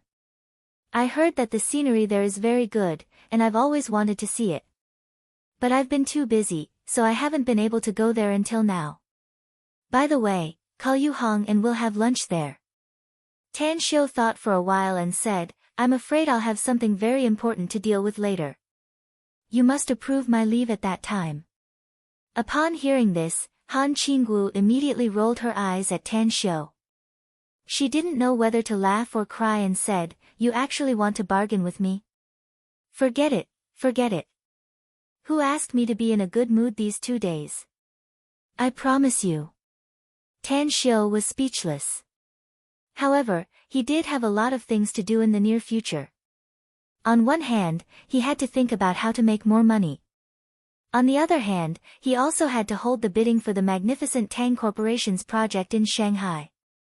Moreover, he didn't go to Jingmen Island to see Gu Yan, during the new year, so he planned to go there in the near future. If he had enough time, he would also go to Nine Dragons Island. After washing up, Tan Xiu came to the first floor with Han Qinggu and saw Ji Mu, who was wearing an apron, coming out of the kitchen with 2 dishes. "Bro Tang, Miss Han, you're up. Hurry up and eat breakfast. I'm the one who cooked today. You must do me the honor and eat more," Ji Mu said with a chuckle. "You also know how to cook?" Tan Xiu asked with a strange expression. Ji Mu puffed out his chest and proudly said, "That's natural. Back then, in order to pick up girls, cough, cough, in order to fall in love, I spent a lot of effort on cooking. I believe in the saying that if you want to capture a person's heart, you must first capture her stomach." Pfft, hee. Han Qinggu couldn't help but burst into laughter, while Tan Xiu also burst out laughing. Who could have imagined that the dignified young master of the Ji family in Changxi City, Ji Mu, would actually learn cooking just to pick up girls? 4 dishes and a soup, meat and vegetable matching. Ji Mu was very thoughtful. He even put fruits and desserts on the table. It was as though he was afraid that Tan Xiu and Han Qinggu wouldn't be used to his cooking, so he also put hot milk and bread on the side. "It's really delicious." Han Qinggu was not a foodie, but she still ate with relish. After eating a few mouthfuls, Tan Xiu praised, "It seems your wife will be blessed in the future." "It's good that you like it," said Ji Mu with an embarrassed smile. "That's right, do you have any plans for today?" "I'm going to accompany Han Qinggu to stroll around," said Tan Xiu. "We should return to Shanghai in the afternoon. Li Laozhan also told me yesterday that we're going to Shanghai together today." Jimu glanced at Han Qinggu and found that she was eating with her head lowered.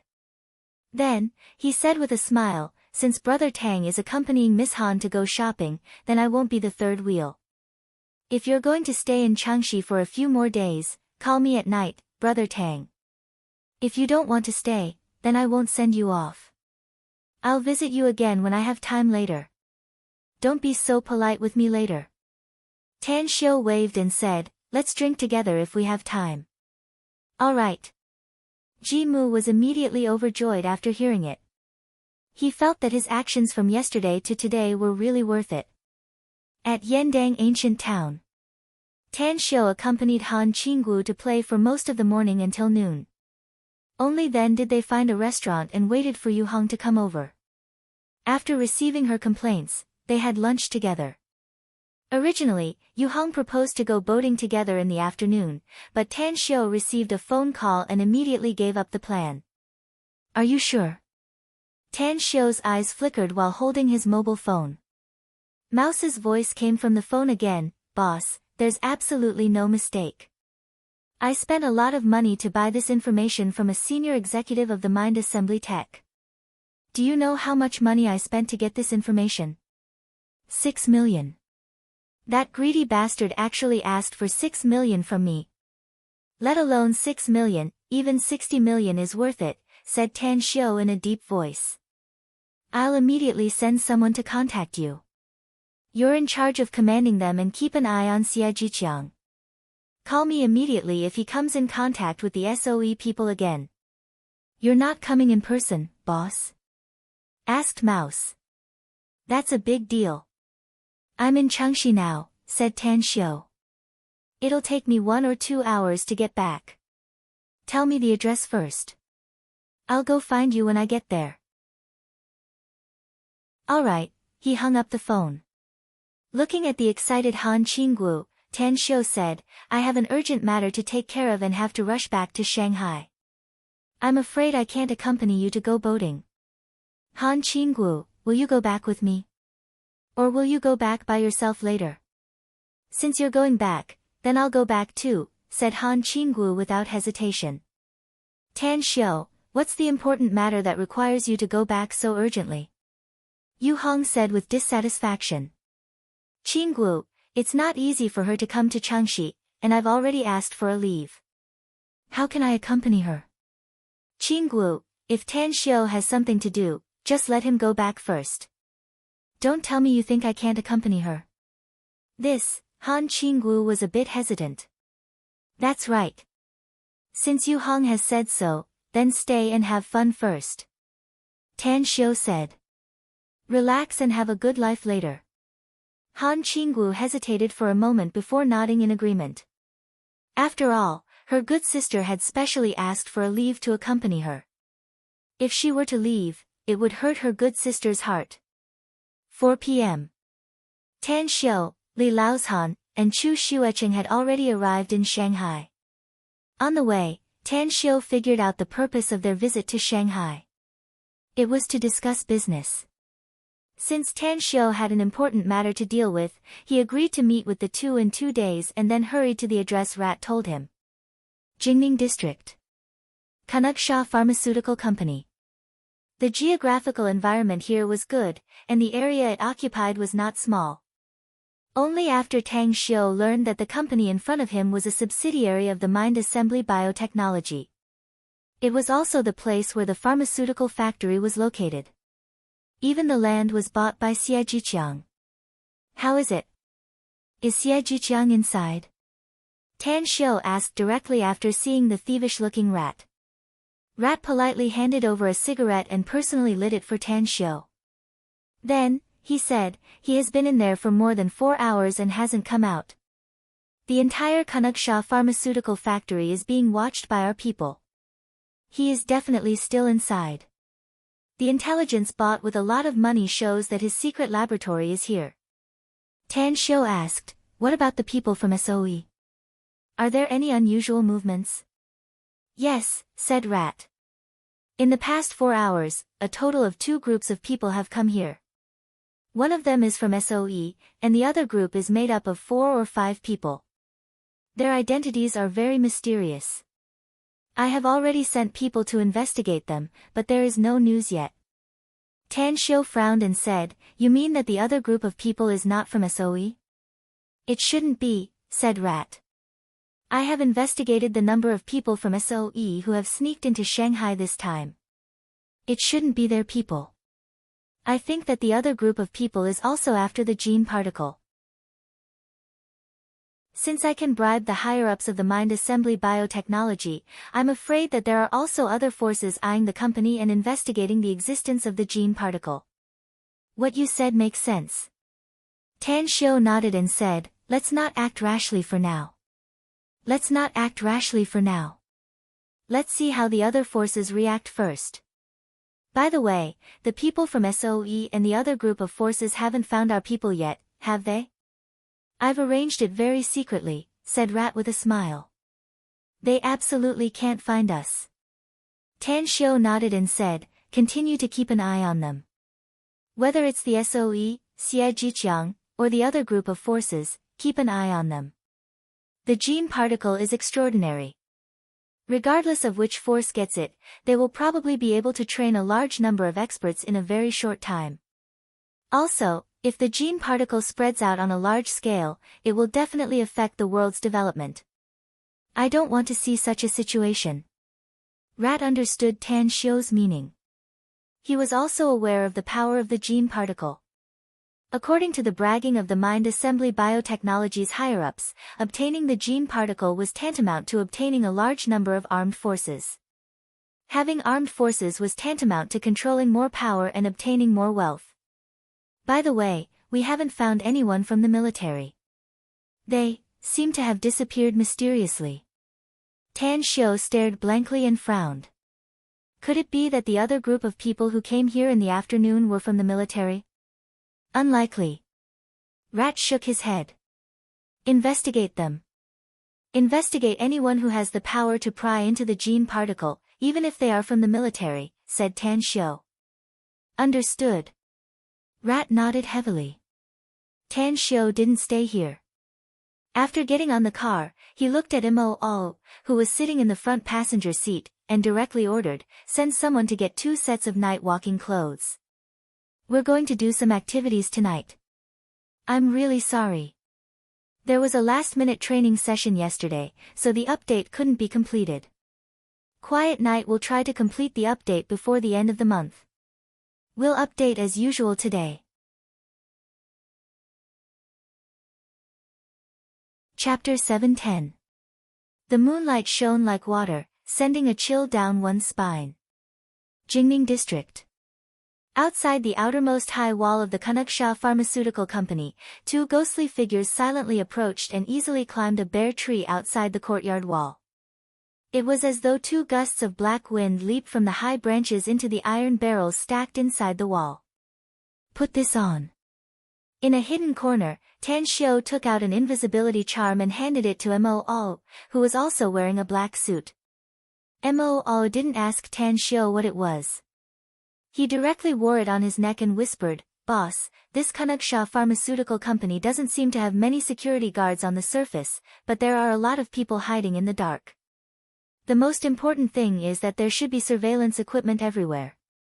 We'll be discovered unless we sprint at full speed." Tan Xiu smiled indifferently and patted his shoulder.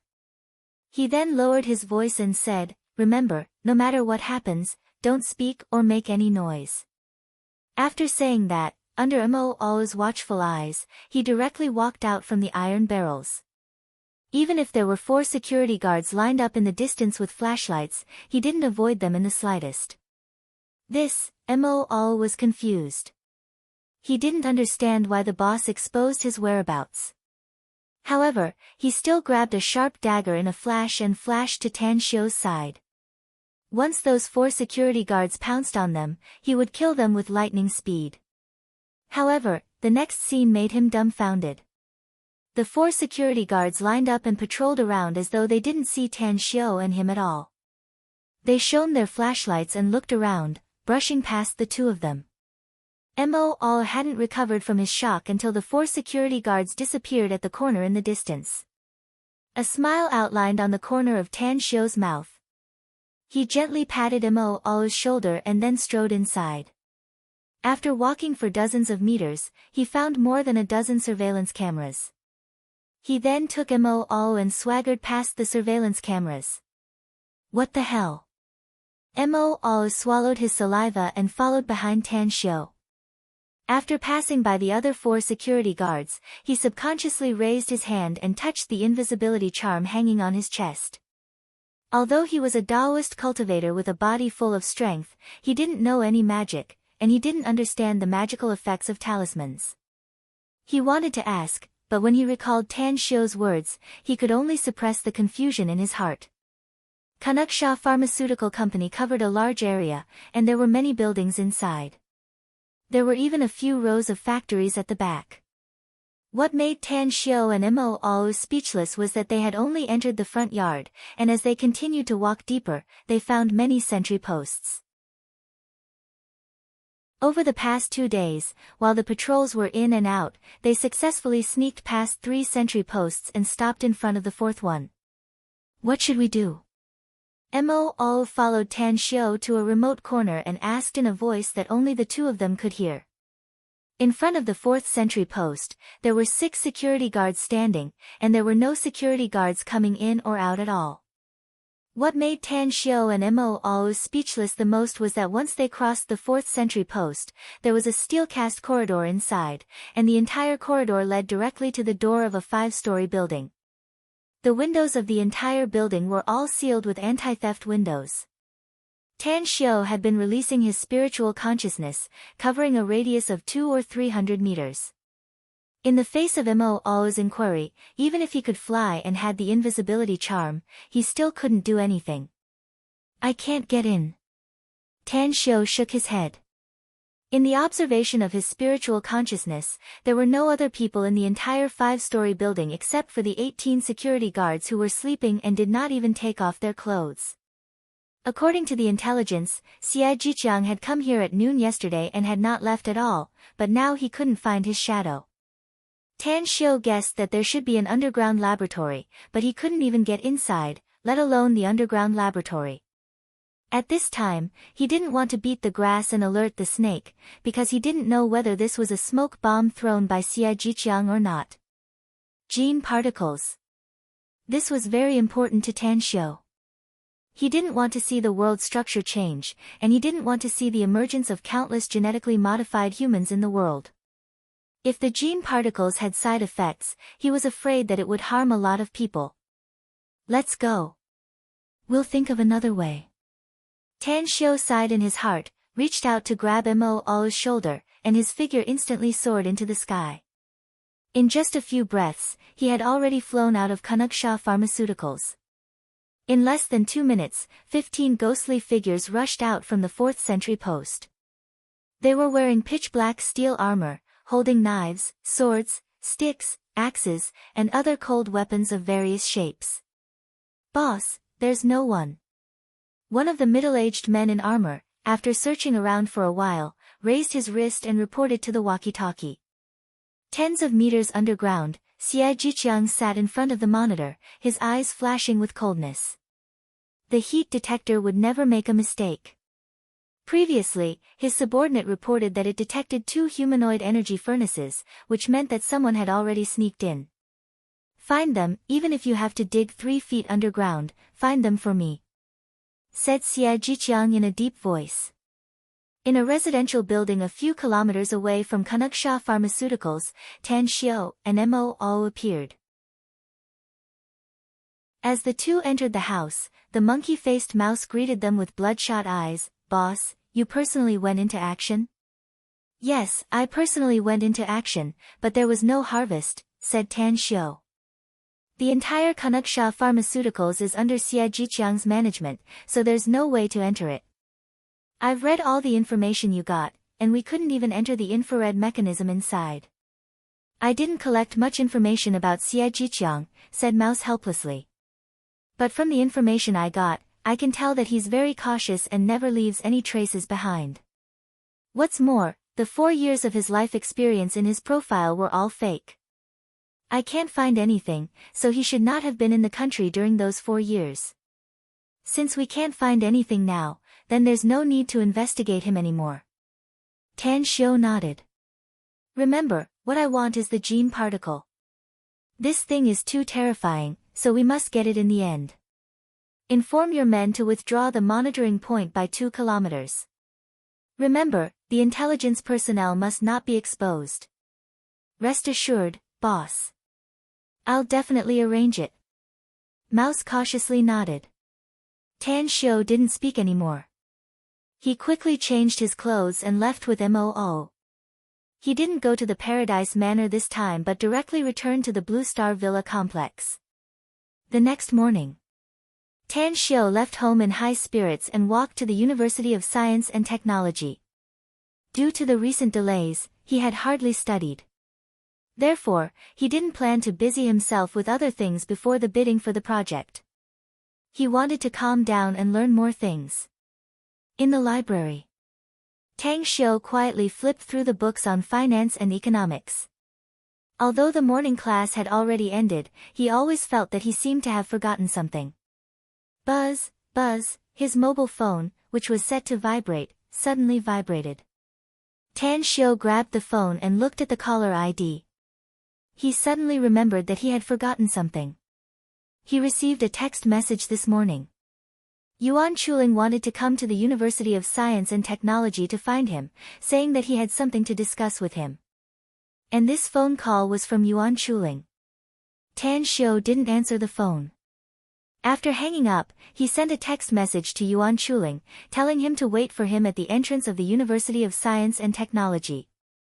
Then, he put away his books and took the books he had selected before to the registration office.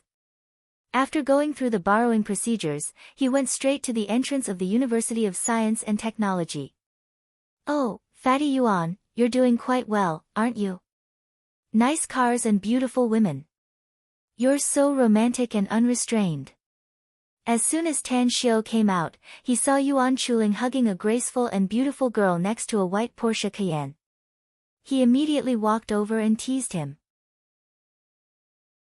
Upon seeing Tan Xiu, Yuan Chuling pushed the girl in his arms away and said with a smile, "Big bro, I'm just taking advantage of you. If you didn't invest in me, how could I have the capital to be so free and unrestrained? This is Little Ting, my girlfriend. Little Ting, this is the big bro I often tell you about, Tan Xiu." "Nice to meet you, Tan Xiu," said Wei Xiaoting with a natural and graceful nod. Tan Xiu nodded and immediately looked at Yuan Chuling and asked, "What's the matter? Why are you looking for me so urgently? I'm a good student here, so don't disturb my studies." Yuan Chuling rolled his eyes and snappily said, "If you're a good student, then there are no bad students in this world. I just heard a few days ago that the dignified big boss of the magnificent Tang Corporation has been studying at the University of Science and Technology for more than half a year, yet the number of times he has attended classes in the classroom is pitiful." Tan Xiu couldn't help laughing and asked, "Have you contacted Han Qinggu?" "Hee, you're indeed worthy of being Big Bro Tang," said Yuan Chuling with a grin. "But she has a deep grudge against you, saying that you're too busy and don't have time to pamper her." "Fuck off." Tan Xiu smilingly scolded, "What exactly are you looking for me for? Spit it out if you have something to say. I still have to go back to the library to read books." Yuan Chuling rubbed his hands and grinned, "I need money." "What money?" Tan Xiu stared blankly and asked with a confused expression. "Our fitness center's business is booming and we made a lot of money after the new year," said Yuan Chuling. "But I'm not going to give you any dividends for the time being. I'm thinking of opening another branch, and I've checked the address. However, the investment for opening a branch is a bit big. I asked my dad for 10 million yuan, but the total amount is only 16 million yuan, which is not enough. You don't have enough money, so why are you in such a hurry to open a branch?" Tan Xiu asked with a helpless expression. "I have no choice. I want to develop the fitness center as a business," said Yuan Chuling. "Besides, the location I chose this time is really good. After some research, I found that there are 2 new residential areas nearby, both of which are high-rise residential areas. The high flow of people is one thing, but the rent is also cheap. The boss has run into some bad luck, so he's anxious to rent out the store in his hands. How much more money do you need? Asked Tan Xiu. 3 million, said Yuan Chuling. If you have too much money to burn, you can give me 2 million more. Chapter 711. It's good to be motivated, but you also need to act within your capabilities. This was Tan Xiu's point of view. If it were an ordinary friend who asked for 3 or 5 million yuan, he would never have bothered to pay attention to it. But Yuan Chuling was not his ordinary friend. He was his best friend who could fight for him, proposed to expel him from school, and finally followed him to transfer classes. Tan Xiu took out a cigarette and took the time to light it and smoke. He then transferred 5 million yuan to Yuan Chuling's account through his mobile phone. Then, he calmly said, "Just give me a call for such a trivial matter later. You don't have to come all the way here." Yuan Chuling was a bit touched inside, but he didn't show it on the surface. With a smile on his chubby face, he said to his girlfriend, Wei Xiaoting, "See? This big bro of mine is so bright that I'm speechless. Big bro will protect you in the future. You'll definitely have a good life if you follow me. You're dead." Wei Xiaoting coquettishly rolled her eyes at Fatty. She then shifted to Tang Xiu and said, "This Fatty is really lucky to have a boss like you. I always heard him say how good you are to him before, and now I've seen it with my own eyes. I'll call you big bro like Fatty in the future. You don't mind, do you?" "It's fine." Tan Xiu waved his hand and smilingly said. "Well, have you had lunch, big bro?" Wei Xiaoting laughed. "Shall we find a place to have lunch together?" Tan Xiu didn't refuse. He didn't have much ability to recognize people when he was in the immortal world. But after returning to Earth, he had been very diligent in this aspect and had made great progress. Even though it was his first time interacting with Wei Xiaoting, he could sense that Wei Xiaoting wasn't with him because Yuan Chuling was rich. Her attitude and even her eyes showed that she really liked Yuan Chuling. In the evening, Tan Xiu received a call from Moe and came to Paradise Manor. Although Moe didn't say anything specific over the phone, Tan Xiu felt that it should be something good from his trembling voice that was tinged with surprise. To his surprise, just as he arrived at the innermost Western-style building in Paradise Manor, he found Han Jintong, Shan Zhena, Ouyang Lulu, and Han Qinggu were also there besides Moe. "Professor Mo, why did you call me over so urgently?" Inkblot held the glass bottle tightly in his hand. The glass bottle was half filled with dark red blood. Upon hearing Tan Xiu's inquiry, he hurriedly replied with an excited expression, "There's a special active energy in Shanzhena's blood, boss. I've studied it and found that this active energy can slow down the cell division in the human body and secrete more red blood cells. At the same time, I discovered that it contains another terrifying virus element. This virus element is extremely harmful to living beings, but if it is integrated into the bloodstream, it will evolve into active energy." Tan Xiu interrupted him and said, "Professor Mo, you don't have to explain in such detail. I just want to hear the most important conclusion. Active energy can slow down the metabolism of living beings and can supplement the internal energy consumption of living beings," said Moe. "The simplest way to put it is that if there's this active energy in the human body, it can prolong one's life." Tan Xiu was silent for a moment and then slowly asked, "Can the human body accommodate this active energy?" Ugh, Moe's expression froze and he was rendered speechless. He only studied the substance contained in the bloodkin's blood, but he didn't conduct any experiments at all. The possibility he mentioned was a complete speculation. According to Moe's past character and rigorous attitude towards science, such a situation would never occur. However, the result of the bloodkin's blood research made him extremely excited. After all, if the active energy he studied was really as he speculated, and it could greatly increase the lifespan of humans, it would mean that he had achieved great success in the field of scientific research. Even if this result were to be promoted to the entire human race, he would rewrite history and become the greatest scientist in the history of mankind. Looking at the frozen expression on Mo Yi's face, Tan Xiu lightly said, Professor Mo, your current research results are just like Tang Xuanzang and his disciples' journey to the West on a pilgrimage for Buddhist scriptures.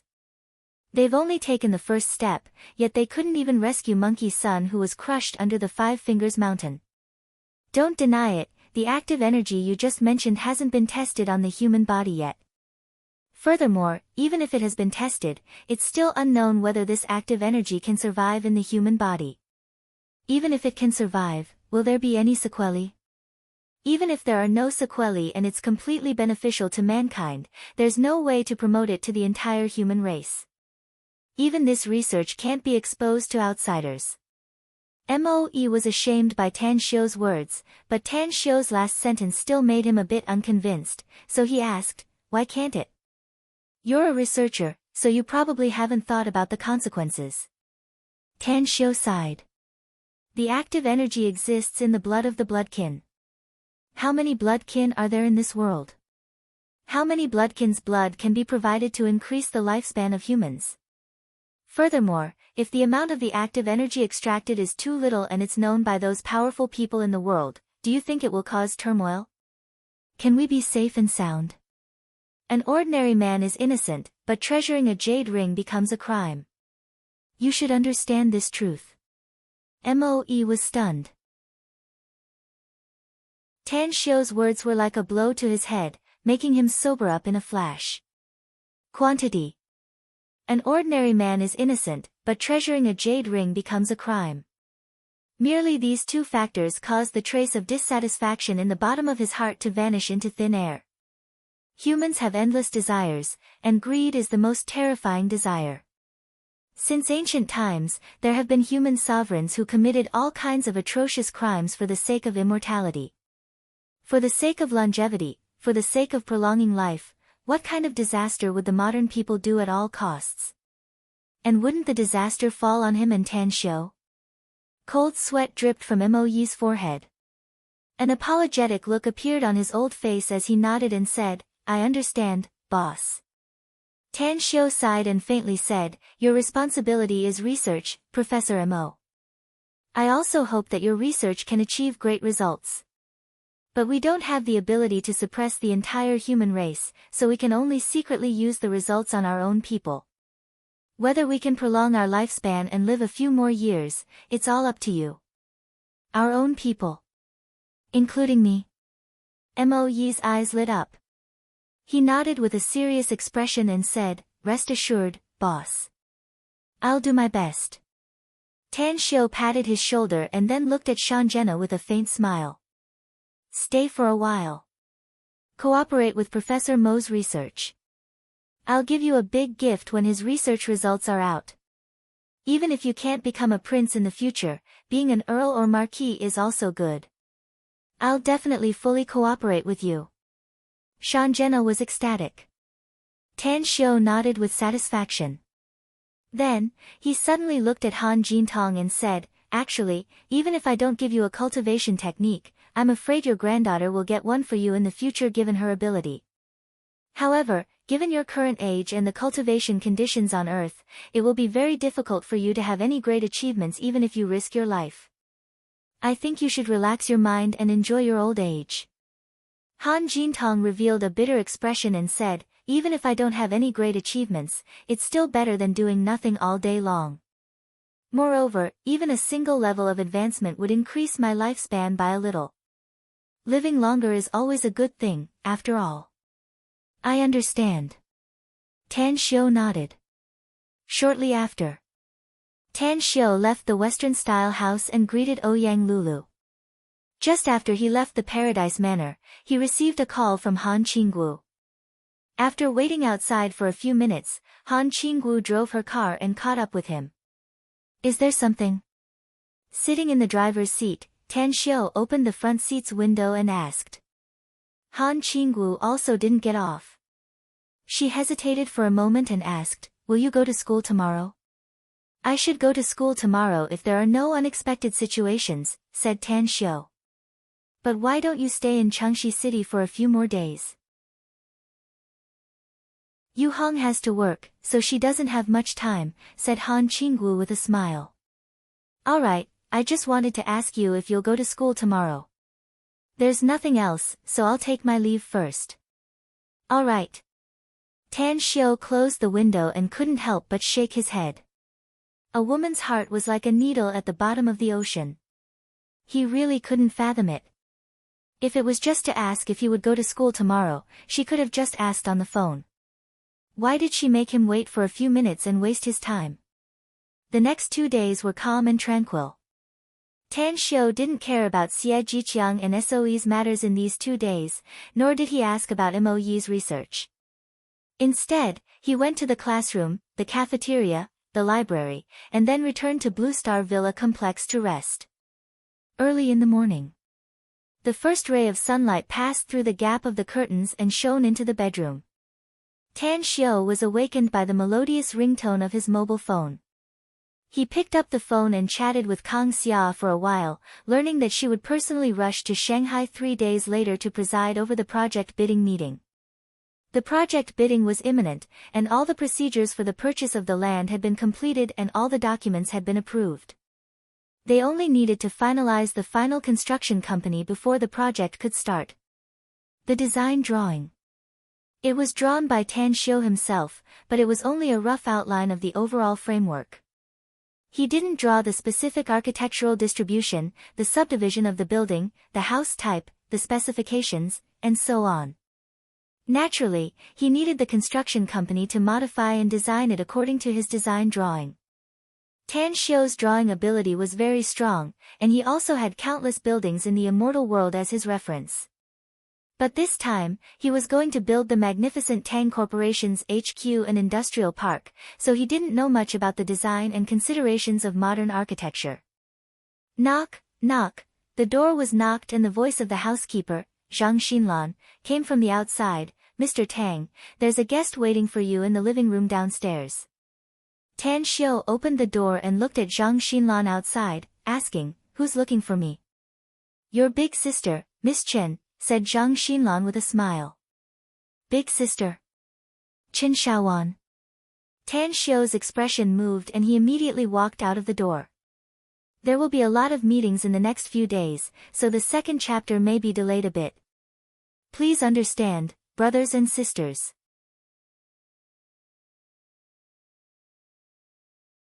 Chapter 712. Chen Shaowan had been very busy recently. She stayed up all night every day and was exhausted. Finally, after completing an unprecedentedly large project, he could finally relax. Despite being young and energetic, she still stayed in her residence and rested for 2 or 3 days before she could be considered to have fully recovered. She had only a few friends in Shanghai, and colleagues with whom she shared a common language were even rarer. After being fully recovered, she still had 3 or 4 days of vacation left. Taking advantage of the fact that it happened to be Sunday, she excitedly ran to the Blue Star Villa complex, looking for Tan Xiao to go out for a stroll. How come you're free today, sis? Asked Tan Xiao with a smile as he walked down the stairs and came to the living room. Chen Shaowan got up and smilingly said, I just got some free time, so I ran over to look for you. Do you have anything to do today? Do you want to go shopping with me? Tan Xiao gave it a thought and found that he really had nothing to do today, so he happily agreed. He had a special feeling for Chen Shaowan, an older sister who was several years older than him, and he cherished her very much. After having breakfast at home, the duo drove the cheapest car in the garage in a low-key manner and went to the bustling streets of Shanghai. They went shopping, had a meal, and even went to watch a movie in the afternoon. It wasn't until the evening that the duo casually found a restaurant. There's something wrong with your leg, sis. After ordering the dishes and handing over the menu to the waiter, Tan Xiao looked at the somewhat tired Chen Shaowan and said. Chen Shaowan stared blankly for a moment before a dejected look flashed on her face. She then forced a smile and said, It's nothing. Maybe I'm a bit tired after walking all day. You wouldn't be in such a state if you were tired. Tan Xiao shook his head. Sis, there's no need to hide anything between us. Tell me what happened. Chen Xiaowan hesitated for a moment before she forced a smile and said, "You're talking about my left leg, right? As a matter of fact, I went to see a client last week. That client turned out to be a pervert, and he couldn't take advantage of me, so he hit me with an ashtray. It hurt a bit at first, but it's been a week. It won't hurt too much if I don't walk for a long time." "A client? What client?" asked Tan Xiao with a frown. "It's just an ordinary client." Chen Xiaowan waved her hand and said, "The business has gone sour, and I don't want to talk about that person anymore. Brother, I've always had a question. Can I ask you?" Seeing that Chen Xiaowan didn't want to say anything, Tan Xiao had no choice but to suppress this doubt in his heart and said, "If you have any questions, just ask. I'll definitely tell you everything I know." "Brother, I really don't understand. How did our company's big boss become your subordinate?" asked Chen Xiaowan. "Her respect for you seems to exceed the boundaries of a subordinate to a leader. Could it be that you fed her some kind of magic potion? Or do you have something on her?" Tan Xiao couldn't help laughing and said, "Your little brother has a strong charisma, so those subordinates will naturally listen to me. Kawako naturally attached great importance to my words since she could get some benefits from me. No matter what, I, your brother, am now a nouveau riche who can earn hundreds of thousands of yuan every minute." Pfft, Chen Xiaowan couldn't help laughing and gave Tan Xiao a flirtatious supercilious look. Suddenly, a brilliant light flashed in her eyes, and she asked with some anticipation, "Why don't you go somewhere with me tonight?" "What place?" Tan Xiao didn't expect that Chen Xiaowan would suddenly have such a whim and even look of expectation, so he immediately asked. "As a matter of fact, it's our university classmates gathering tonight," said Chen Xiaowan. "But with you accompanying me, I want to go instead." Tan Xiao was at a loss whether he had to cry or laugh. "What's the matter with me going to your university classmates gathering? I don't know anyone." Chen Xiaowan gave it a thought and felt that Tan Xiao's words made sense. Her eyes immediately turned dark and she said with a helpless expression, "Let's not go since you don't want to." "But what are we going to do after dinner?" "I'll take you to a good place," Tan Xiao said with a smile. "You can go there to have fun when you have nothing to do later." "Where?" "The Paradise Manor." 2 hours later, Tan Xiao and Chen Xiaowan arrived at the Paradise Manor. Chen Xiaowan's expression turned strange as they entered the front gate. She couldn't help but pull Tan Xiao's sleeve and whispered, "Brother, since we're already here, why don't you go sit with that group of classmates?" "Classmates?" Tan Xiao stared blankly and asked with a surprised expression, "Is this the place for your class reunion?" "Yes, it is." Chen Xiaowan nodded. "There are a few local tycoons in our class who have been doing very well after graduation. This college reunion is also arranged by them." Tan Xiao thought for a while and then nodded, "All right. Tell me the specific address first. I'll go find the boss here and get 2 bottles of good wine. I'll look for you later." "You know the boss here?" Chen Xiaowan was surprised. "I know him. I'm quite familiar with him," said Tan Xiao with a smile. A few minutes later, Tan Xiao appeared in Ouyang Lulu's office. To his surprise, he found that Ouyang Lulu's outfit today was different from her usual style. She had changed into a professional outfit for a white-collar worker. She wore glasses and permed her blonde hair as she sat on the boss's chair, reading a book. "Your style is really interesting." Tan Xiao let out a faint smile and came to Ouyang Lulu's front. His eyes casually swept over the book in her hand and his expression suddenly froze. Cherry Kamurocho manga." Ouyang Lulu put down the book and happily walked out of her desk. She cheerfully turned around in front of Tan Xiao and smilingly said, "How is it? My outfit is good, right?" "Yeah." Tan Xiao forced a smile and said, "It's just that your outfit doesn't seem to match the book you're reading. Anyways, let's not talk about this. Sis Xiaowan has come to the Paradise Manor, and her college classmates happen to be having a reunion here. I'll take 2 bottles of good wine and go there. You should have some god's nectar here, right? Upon hearing Tan Xiu's question, Ouyang Lulu was a bit annoyed and immediately said, I do have some, but that surnamed Kong is too stingy. There are less than 100 boxes of god's nectar left in stock now. A few days ago, my subordinates complained to me that it won't take long for the rest of the god's nectar to be sold out. Tan Xiu snappily glared at her. Was 100 boxes less? He was the one who set the rules.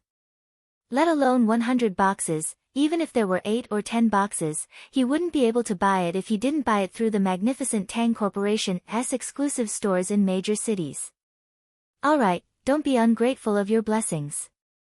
The magnificent Tang Corporation has its own rules and regulations. You are already an exception.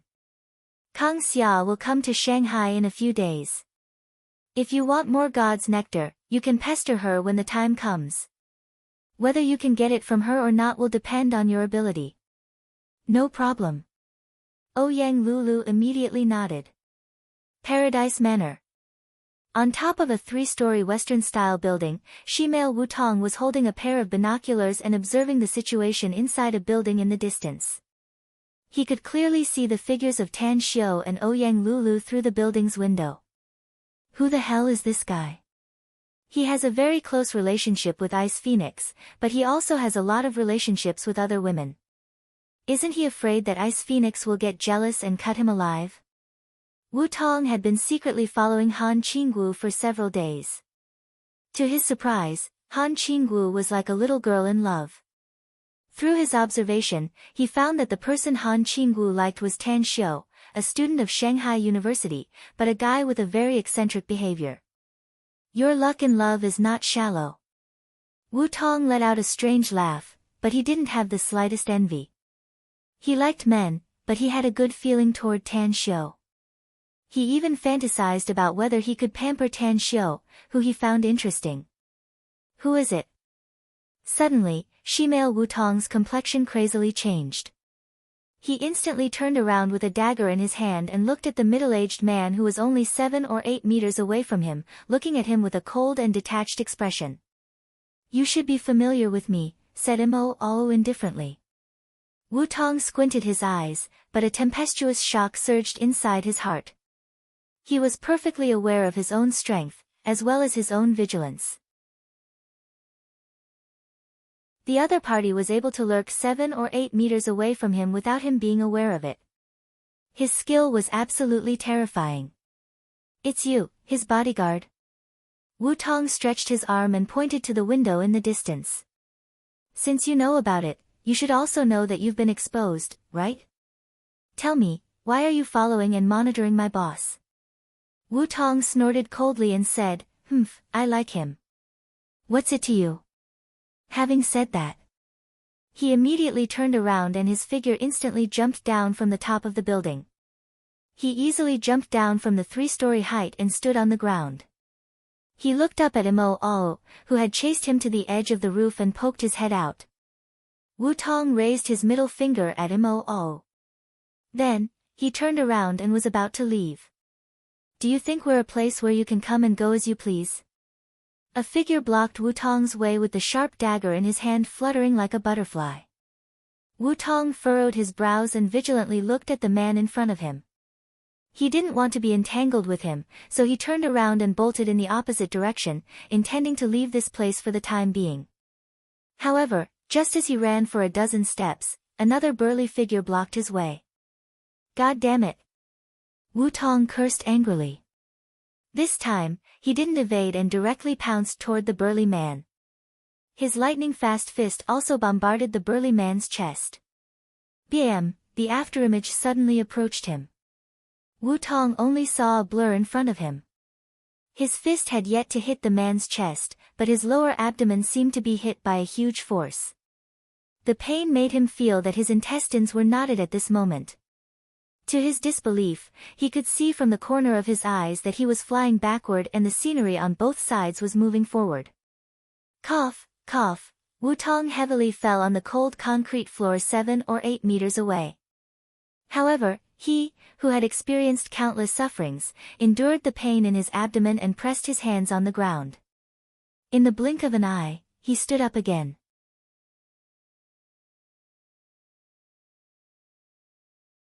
Chapter 713. Shimei Wutong was a ruthless and merciless character.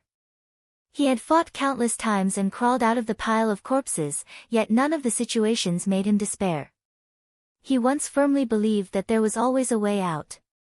As long as he risked his life to fight, there would always be a chance for survival. However, at this moment, Wutong was a bit desperate because he found a serious problem. He seemed to have broken into a dragon's pool and tiger's den, provoking someone he couldn't afford to offend. There were 2 people in front and 1 on the roof. Just their appearance alone made him feel like he was trapped in the camp of thousands of soldiers and horses. What he couldn't accept the most was that these seemingly ordinary guys turned out to have a terrifying strength. Speed and strength. These were originally his advantages, but the opponent's crushing thunderous means made it difficult for him to breathe. You are Tan Xiu's men. Wutong wiped the bloodstain on the corner of his mouth as he vigilantly looked at the 2 people surrounding him and asked in a sharp voice. However, just as his voice faded away, his pupils suddenly shrunk as he looked at Mo, who was floating down from the roof. That's right, he floated down, defying scientific principles. It was as if he couldn't withstand the force of gravity. His feet stepped on the ground as if he was stepping on cotton. Mo indifferently looked at Wutong and lightly said, "Give up resisting if you don't want to suffer physical pain. Come with us." Wutong clenched his fists and asked, "Where are we going?" "To see our boss," said Mo. Wutong quickly grabbed 3 darts from his waist and coldly said, "Do you really have the confidence to make me stay here? I'm sure you'll be buried with me if I risk my life to fight." Mo disdainfully glanced at him and lightly said, "Since you don't want to cooperate, then we can only resort to violence. Knock him out. I'm going to see the boss first." Having said that, under Wutong's angry eyes, he directly left. Whoosh! Whoosh! 2 figures instantly pounced toward Wutong. Their speed was so fast that it was faintly visible to the naked eye. Wutong gritted his teeth and fiercely threw the darts in his hand. The ultimate dart skill was a killing move he was extremely confident in. He had never missed within 10 meters. Bang, bang, bang, the darts pierced through the afterimages, and 2 beast-like auras enveloped him. The terrifying speed and power were fully displayed by the 2 storm-like fists. Wutong had a feeling that he had become a human sandbag. He didn't have the slightest ability to resist. He could only feel his body constantly being hit and his injuries becoming more and more severe. He was in complete despair. He wanted to open his mouth and admit defeat, but his opponent's fist landed on his mouth, preventing him from making another sound. After more than 10 seconds, he lost consciousness in despair and fear and was knocked unconscious by a heavy punch. Inside the Paradise Manor's general manager's office, Tan Xiu was drinking hot tea while hugging Ouyang Lulu's soft body. His spiritual sense was released outside, watching the beating ladyboy Wutong. He was very surprised that Wutong, the inferior military monster from the underground fighting competition, would secretly follow him. "Boss, there's a situation." Mo's voice came from outside the door. Tan Xiu patted Ouyang Lulu's thigh and said, "Bring her here directly. He's been following me for so long, I need to talk to him." "Understood." Mo made a sound of assent and did not make another sound. Tan Xiu found that Ouyang Lulu didn't get up. Instead, she wrapped her arms around his neck with a unique feminine fragrance, like a lazy kitten nestling in his bosom. Suddenly, Tan Xiu was at a loss whether he had to cry or laugh. He then said, "Lulu, there's a serious matter to deal with. Get up first." Ouyang Lulu acted like a spoiled child and said, "He hasn't come yet. Nestling in your bosom is too comfortable, I really don't want to move."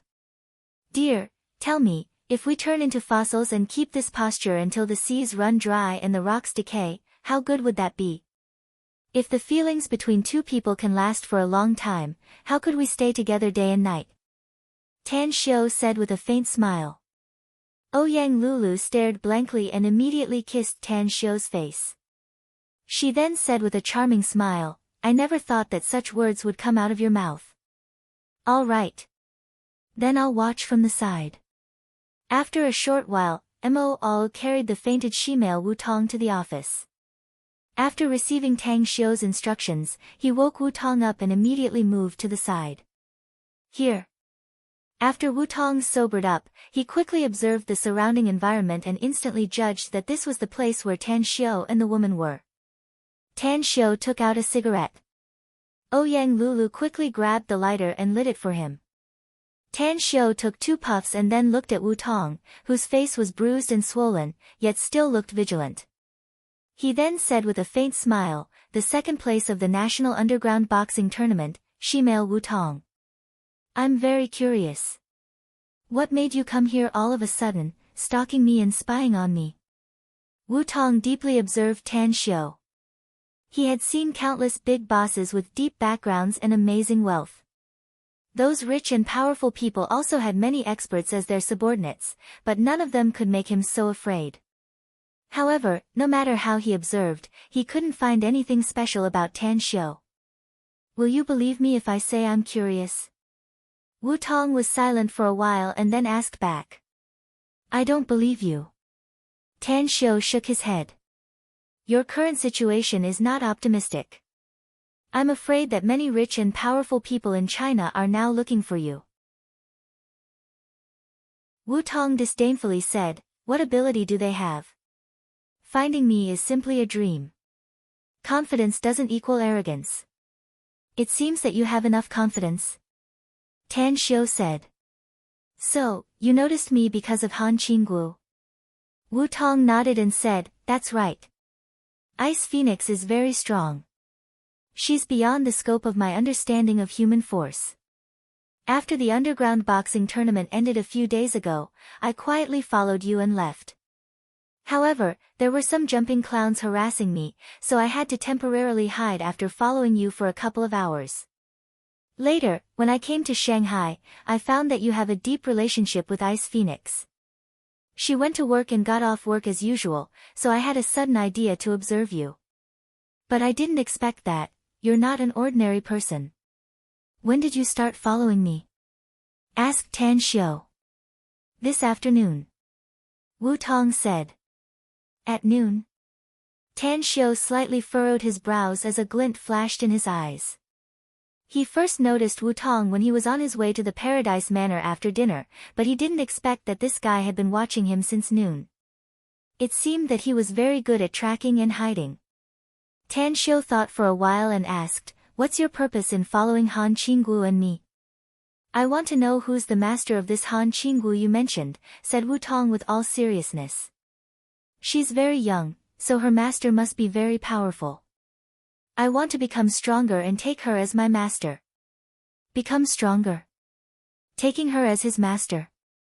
Tan Xiu was surprised by his words. He carefully observed Wu Tong a few times before he shook his head and smilingly said, you can't learn what she's learning. Your body has been damaged, so you can call it a minor disability. Therefore, I'm afraid your martial arts path can only end here if you don't have a great opportunity. You mean? Wu Tong lowered his head and then quickly looked up to meet Tan Xiu's eyes. That's right. Tan Xiu nodded and said, your yang qi has been depleted, and your fake yin qi has been damaging your body all the time. Your essence, qi, and spirit have been consumed, and even your lifespan has been greatly shortened. You should be less than 40 years old now, but you've passed your peak state. I'm not afraid to divulge some secrets, but you only have 10 or 20 years to live at most. Take care of yourself, 10 or 20 years. Less than 60 years old. Wu Tong's heart trembled and he glared at Tan Xiu. You're just an alarmist. Tan Xiu shook his head and smilingly said, I can't do anything about it if you really think I'm just an alarmist. Just leave. Wait until you calm down and think about it. Have you felt that your body is getting worse and worse in recent years? No matter how hard you try, you can't be compared to your peak state a few years ago. After thinking it through, find a comfortable place and prepare to die in retirement. Wu Tong's heart trembled. He didn't need to think about it to know that Tan Xiu was right. His condition had been getting worse and worse in recent years. Even the power he could unleash now was far from the time when he was on the verge of death a few years ago. Otherwise, he wouldn't have stayed abroad for more than 20 years and finally returned to China. He wouldn't have even participated in the underground fighting tournament.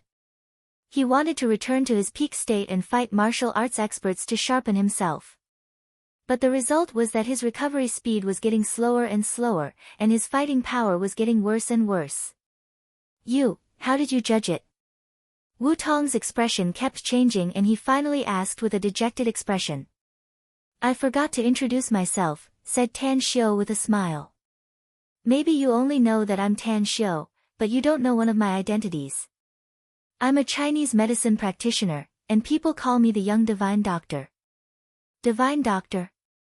Wu Tong's body shivered and he looked at Tan Xiu incredulously and exclaimed, how is this possible?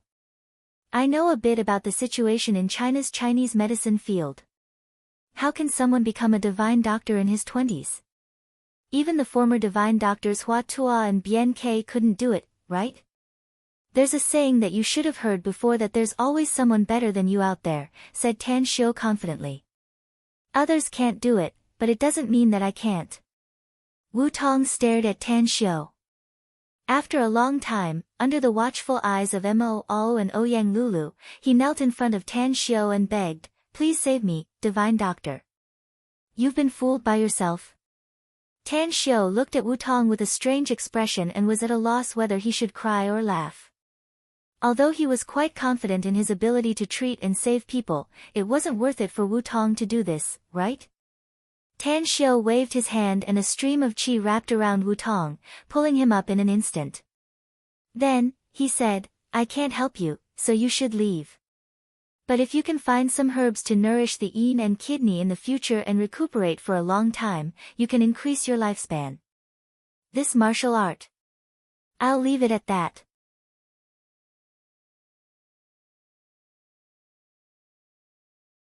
Chapter 7:14. Tan Xiu was not the kind of person who would repay kindness with enmity. He didn't feel like treating this wretch who conspired against him. He gestured to Mo Ao, who then took Wu Tong out of the office. Dear, did you accompany Han Qinggu to watch the underground fighting match a few days ago? Ouyang Lulu's eyes moved away from the closed door and asked with a faint smile. Yeah. Tang Xiu nodded and said, you can say that I'm accompanying her. She participated in this year's domestic underground fighting match and even rushed to the finals. To prevent any accidents from happening to her, I went there to keep an eye on her. Fortunately, not only was she safe and sound in the end, but she also won the first place. That's right, that lady boy just won the second place. Ouyang Lulu could hear it. Despite being somewhat shocked, she still said with a slight dissatisfaction, you didn't take me to such a fun thing? I've seen the underground fighting match in Jingmen Island. It's very exciting. A strange emotion surged inside Tan Xiu's heart. He thought that she was jealous because he accompanied Han Qinggu to participate in the underground fighting match. But it turned out that he was overthinking things. She clearly didn't mean it that way, but blamed him for not taking her with him.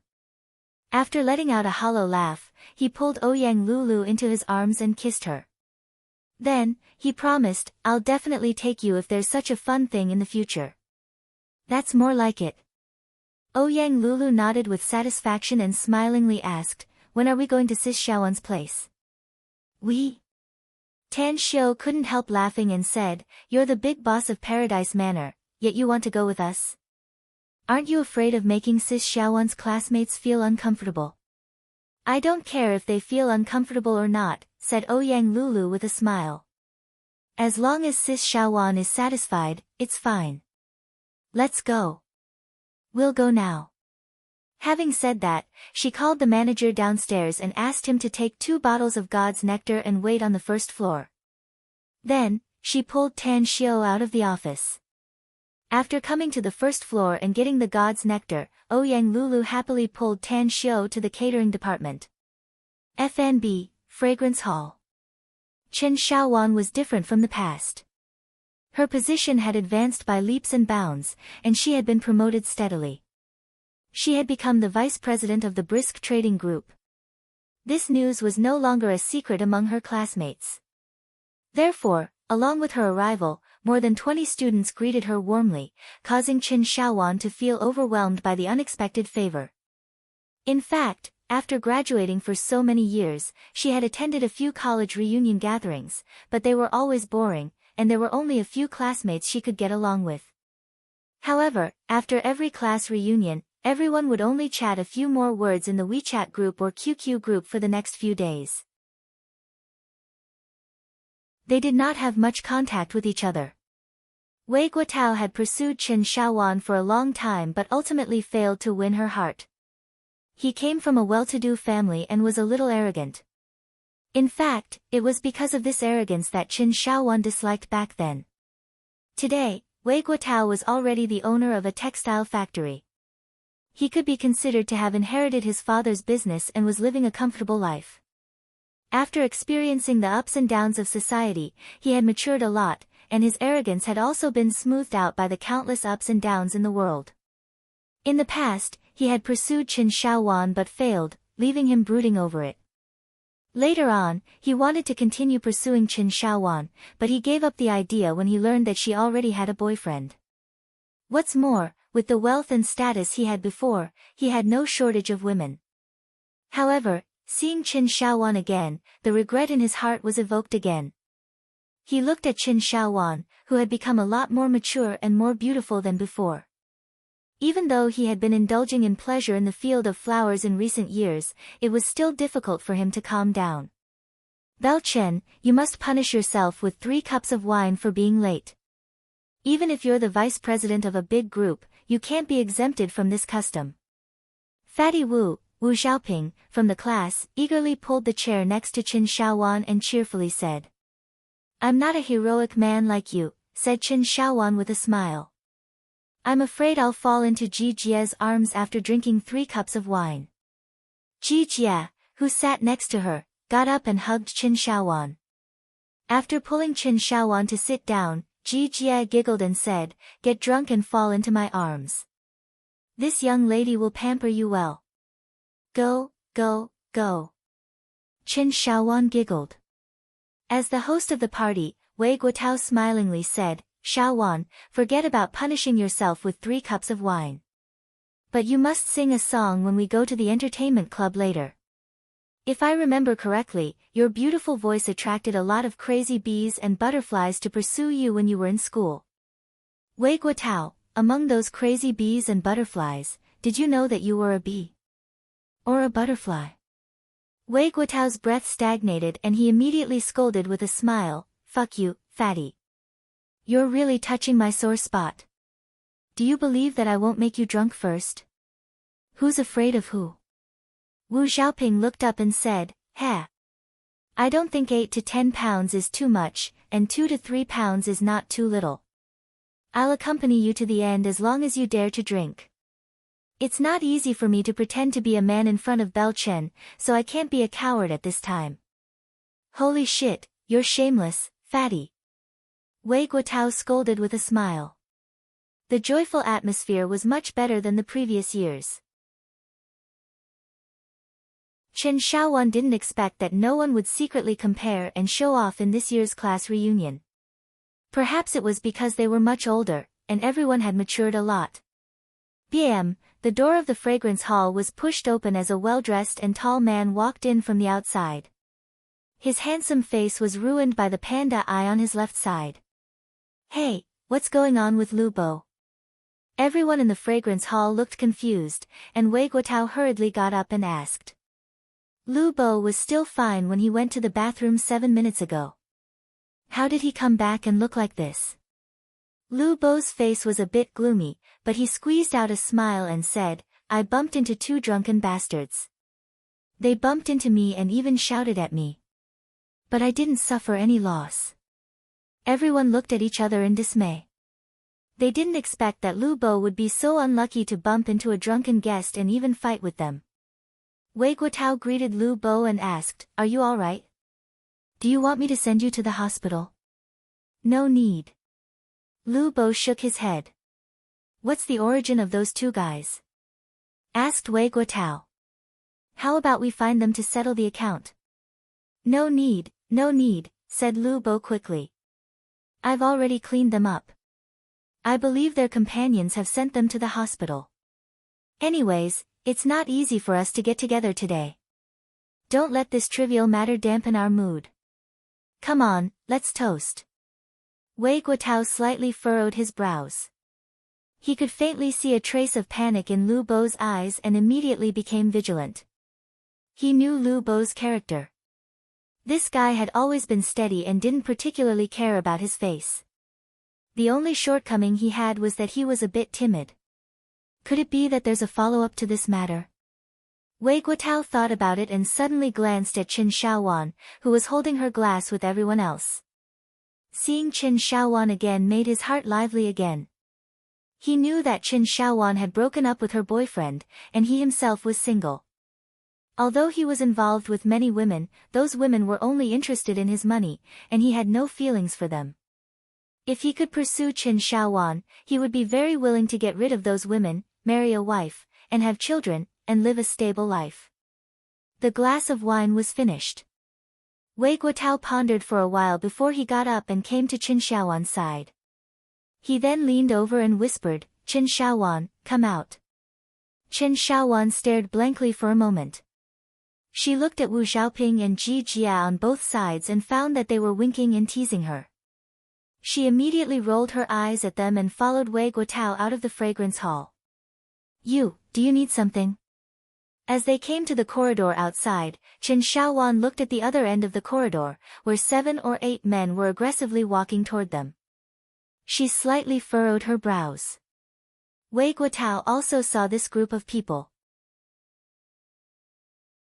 He instantly realized that they should be coming for Lu Bo. It was because the 2 men in the lead had swollen noses and swollen faces. It was obvious that they had just been beaten. "Shaowan, this is my car key. My car is parked in the parking lot outside. Help me get 2 bottles of good wine from the trunk." Wei Guotao took out the car key and stuffed it into Qin Shaowan's hand. "Huh?" Qin Shaowan was somewhat at a loss. She didn't expect that Wei Guotao would call her out for this matter. Originally, she still had a good impression of Wei Guotao. After all, he was a handsome man. Although he was a bit flamboyant in the past, he had never done anything too outrageous, nor did he put on airs and flaunt his achievements in front of a group of classmates. But at this time, a sense of disgust was birthed inside her heart. Why? Why should I go and get things for him? Just because he's a small boss and I'm just an office worker. Qin Shaowan's expression was a bit unsightly, but she still took the car key. She rarely refused others, so she had already made up her mind to find an excuse to leave after getting the 2 bottles of wine. Wei Guotao was a shrewd man. He could tell from Qin Shaowan's sudden change in expression that she had misunderstood him. But now was not the time to explain, so after watching Qin Shaowan leave, he immediately rushed back to the fragrance hall and closed the door from the inside. Then, he shouted, "Everyone, please be quiet. There's an emergency, so please be prepared. Lu Bo, the 2 people who fought with you before are probably coming with their men." "What?" Lu Bo's expression turned extremely unsightly in an instant, and the faces of more than 20 students in the hall also changed. Living in a society ruled by law, they rarely encountered violence. They were afraid of being implicated if a fight broke out. Wei Guotao glanced at everyone and sighed inwardly. He had experienced a lot of things and encountered sudden violence many times. He had once hunted in nightclubs and fought with others several times. Due to his previous experience, his mood was still stable. He came to the corner and pressed the pager in the hall to call the waiter to inform the security guards. "I recently downloaded Qidian's writer's assistant, and my phone often receives all kinds of comments, votes, and gifts from everyone. I feel warm inside having everyone's support. I sincerely thank all my brothers and sisters for your support. I'll definitely work hard to write and live up to everyone's support.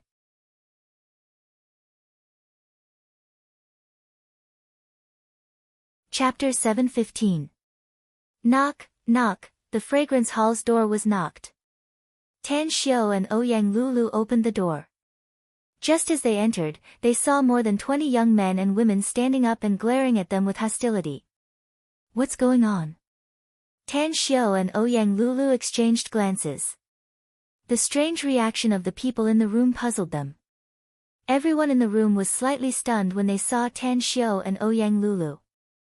Wei Guotao looked at Ouyang Lulu in amazement before his eyes fell on Tan Xiao and asked, "Who are you?" Tan Xiao glanced at everyone but didn't see Qin Shaowan. He immediately asked with a puzzled expression, "Did we go to the wrong hall?" Sis Shaowan clearly said this is the fragrance hall, right? Are you guys having a class reunion? Where's Qin Shaowan? Are you looking for Qin Shaowan? Wei Guotao was surprised. I'm Qin Shaowan's younger brother. Tan Xiao nodded and said, I heard you're having a class reunion here, so I came to deliver 2 bottles of wine. This time, everyone in the hall looked at each other in dismay. They thought it was Lu Bo's people who came to retaliate, but they didn't expect it to be Qin Shaowan's younger brother. Wei Guotao had his own plan in mind, so he immediately said, Little brother, Qin Shaowan went out to do something and will come back later. Why don't you leave first and wait for her to come back? I'll ask her to contact you again. Sending guests away. Tan Xiao seemed to realize something. He turned his head to look at the 7 or 8 people who had already walked out of the door. The 2 men in the front were cursing and swearing, and then he looked at the vigilant people in the room. He suddenly couldn't help laughing and said, Did you guys have some conflict with them? Wei Guotao, Lu Bo, and the others didn't speak, but some of the more courageous men took 2 steps forward and blocked the 6 or 7 women behind them. Wow, there are quite a lot of people here. The badly battered Bai Xing staggered into the room. When he looked around and found Lu Bo, he immediately roared, Damn bastard. Luckily I followed you secretly and knew you were in this hall, else you would have been able to hide from me. The person who dares to hit me hasn't even been born yet, but you've already jumped out of your mother's womb. Today, I'll definitely beat you back into your mother's womb. Saying. Bai Xing raised the bottle in his hand and was about to smash it at Lu Bo. Stop. Tan Xiao frowned and scolded in a deep voice. At the same time, he instantly moved toward Bai Xing. Before Bai Xing could smash the bottle, he had already grabbed Bai Xing's wrist. This is Paradise Manor. Think about the consequences before you cause trouble. Bai Xing scolded angrily, Where did you come from? Whether I cause trouble or not has nothing to do with you. Pa! A loud slap sounded. Ouyang Lulu lifted her leg and kicked Bai Xing's chest. Bai Xing was not tall and his body was not very strong, but Ouyang Lulu's kick made him retreat a few steps and hit the 2 people behind him. You can curse me, but if you dare to curse him again, believe it or not, I'll break your legs and tie you like a dog at the entrance of my Paradise Manor. Ouyang Lulu angrily shouted. Bai Xing was kicked in the chest. The huge force made him suffocate. He clearly saw Ouyang Lulu's appearance, but never in his wildest dreams had he ever imagined that a woman more beautiful than a fairy would actually attack him. Not only that, she was even trying to stand up for another man and threaten him. Bai Xing wanted to curse, but a middle-aged man beside him pulled him. The middle-aged man indifferently looked at Ouyang Lulu and said, Listening to your words, you're from this Paradise Manor? Yeah, I'm the Paradise Manor's boss, said Ouyang Lulu coldly. Boss? The middle-aged man stared blankly and suddenly realized something. His complexion greatly changed and his attitude changed 180 degrees. He nodded and bowed as he said with an obsequious smile, so you're Miss Ouyang. It's all my friend's fault for having eyes but failing to recognize MBTI and unexpectedly bumped into you. A few days ago, I heard from my friend that you have a deep relationship with Mr. Tang, so I brought this friend from Fukang to support you. Miss Ouyang, for the sake of Mr. Tang's face, please don't. Suddenly, His words came to an abrupt halt as he suddenly thought of Tang Xiu, who was standing beside Ouyang Lulu. His expression froze and his mouth opened wide, but he could no longer utter a sound. "It seems that my face is quite big to have you bring someone to support me," said Tang Xiu with a sneer. "I'd like to know who that friend of yours is." Upon hearing this, the middle-aged man's heart felt as though it had fallen into an ice cave. He never thought that the person who was cursed by his companion turned out to be Tang Xiu. Although it was his first time seeing Tang Xiu, his name was like a thunderclap reverberating in his ears. You're Tang Xiu, Mr. Tang." "That's me." Tang Xiu nodded indifferently. The middle-aged man squeezed out a smile as his lips squirmed and said, "My friend is Jin Xinkue, and we have a client relationship. He bought the stone materials for his recent project from me. Mr. Tang, my friend just bumped into you. I hope you can be magnanimous and not stoop to his level." Tang Xiu looked at the middle-aged man with a strange expression. He didn't expect that this guy turned out to be a business friend of Jin Xinkue. He also had a share in Jin Xinkue's business, so he also had a business relationship with him. Finally able to catch his breath, Bai Sheng wanted to flip out again. After all, he was beaten in front of so many people. Moreover, it was a beautiful and dazzling woman, which made him feel ashamed. But upon hearing his companion mention Tang Xiu's name, his body couldn't help but shiver and his drunkenness faded a lot. Are you really Tang Xiu? Tang Xiu of the Tang family?" Bai Sheng's attitude also changed dramatically as he asked cautiously. "Do you know me?" Tang Xiu frowned. Bai Sheng's heart thumped and he nearly cried. He was not afraid of the heavens or the earth. He didn't even care about the elders in his family, but he was afraid of a ruthless man. This man was Tang Xiu of the Tang family in the imperial capital. "Tang. Mr. Tang, I'm really sorry. I didn't know that the boss here has a close relationship with you. I'm blind and didn't recognize you. I'm Bai Sheng of the Bai family, Fukang province." Tang Xiu frowned and asked, "Who is Bai Yang to you?" "He's the Bai family's patriarch." "I should call him uncle according to seniority," said Bai Sheng. "I know a bit about the Bai family." Tang Xiu nodded and said, "Whether it's Bai Yang or the other members of the Bai family, they are all very low-key. I didn't expect that they would have such an unusual person like you. Hurry up and go back to Fukang province. Don't cause trouble for your family outside in the future." Bai Sheng wiped the cold sweat on his forehead and hurriedly nodded. Yes. You're right. I'll definitely correct myself later. If you don't have any other instructions, then I'll take my leave first. I'll go back to Fukang province early tomorrow morning." Having said that, the group of people who came with a menacing aura now left quickly with fear and trepidation. The more than 20 people in the fragrance hall were even more dumbfounded. They were so shocked by the series of changes that they couldn't even close their mouths. Tang Xiu turned around and glanced at Wei Guotao and the others. A smile appeared on his face again as he said, "I'm sorry. You've been harassed while dining in our paradise manor. These 2 bottles of wine are for everyone to taste. We still have something to do, so we can't accompany you." God's nectar. Among the more than 20 people, at least a dozen of them knew about wine. They had even seen the packaging of wine, and the highest grade one was God's nectar. They secretly exclaimed inwardly. They didn't expect that the 2 bottles of wine sent by Tang Xiu turned out to be God's nectar. It must be noted that God's nectar was very expensive, with each bottle being sold at 18,888 yuan in exclusive stores. But in private, they heard that many people were willing to buy it at double the price. Good wine was scarce. This was the characteristic of God's nectar.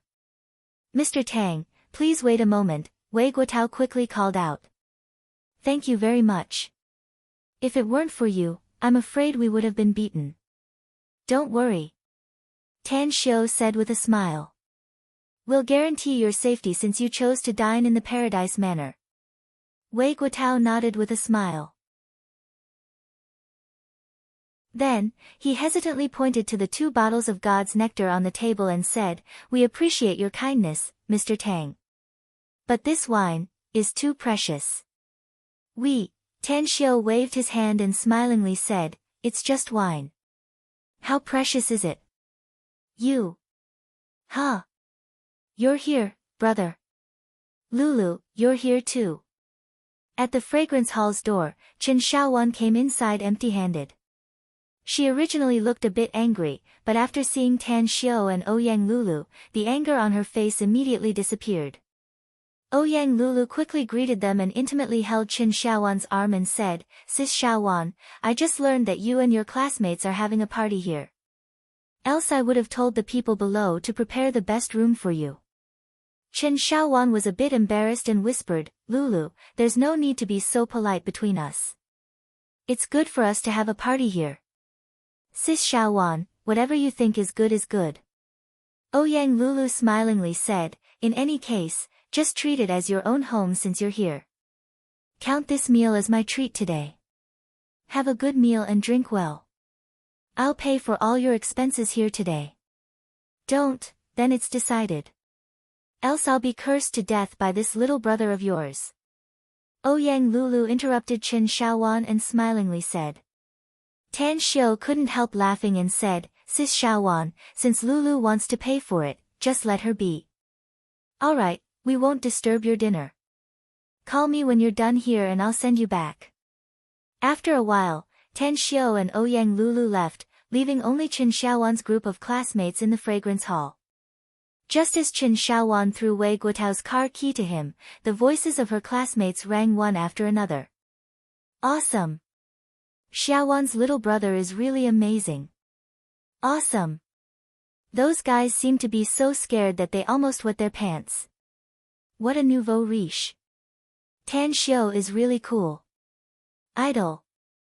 It would be great if I had such a little brother."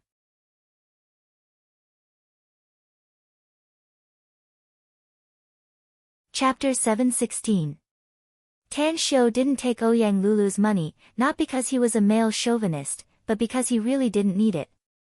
Unless Ouyang Lulu could give him billions or even hundreds of billions, he might be able to solve the problem of being short of money for a long time in the future. After chatting for a while, Tan Xiu received a call from Qin Shaowan. 10:00 in the evening. Tan Xiu sent Qin Shaowan back to the Bishan Lake complex where she lived. Only after her figure disappeared at the entrance of the building did Tan Xiu start the car again. Afterward, he went to the Thompson Villa complex and contacted Shuiyu by phone. He learned that she hadn't rested yet, so he went to the villa. He changed his slippers and took off his coat. Tan Xiu sat on the sofa in the living room and looked at Shuiyu, who was wearing pajamas with her long hair draped over her shoulders, and asked, "Do you have enough money?" "For the time being, yes." Shuiyu nodded. Tan Xiu took out his mobile and transferred 10 million yuan to the bank card he gave to Shuiyu before. Then, he said, "I don't have much money recently, so you have to save your money. I just transferred 10 million to the bank card, so I only have 2 million left." "What happened?" asked Shuiyu curiously. "It's nothing." Tan Xiu shook his head and said, "It's just that the business is a bit big and the amount of money invested in the early stage is a bit too much. Maybe it won't be a problem after a year and a half." Shuiyu nodded without a word and accompanied Tan Xiu for a while. Then, she hurriedly went to the kitchen, put on a new apron, and cooked her signature medicinal cuisine before returning to the living room. "Do you have time tomorrow? Is there something?" Shuiyu nodded and said, "Actually, I would have contacted you tomorrow even if you didn't come tonight. I found a singular recherche fruit in the medicinal herbs market yesterday afternoon, but the price is too high and I don't have enough money." Singular recherche fruit. Even though Tan Xiu had read a lot of books and memorized thousands of Chinese medicinal herbs, he had never heard of this name. The singular recherche fruit is a kind of spirit fruit that grows in a special area in the Miao region. It's very precious and rare.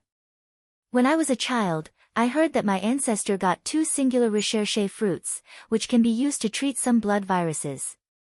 In addition, It also had a very magical effect on some cultivators from the strange door. I'm not sure about the specific effects. Tan Xiu asked, what's the price of the singular recherche fruit you found in the medicinal herbs market?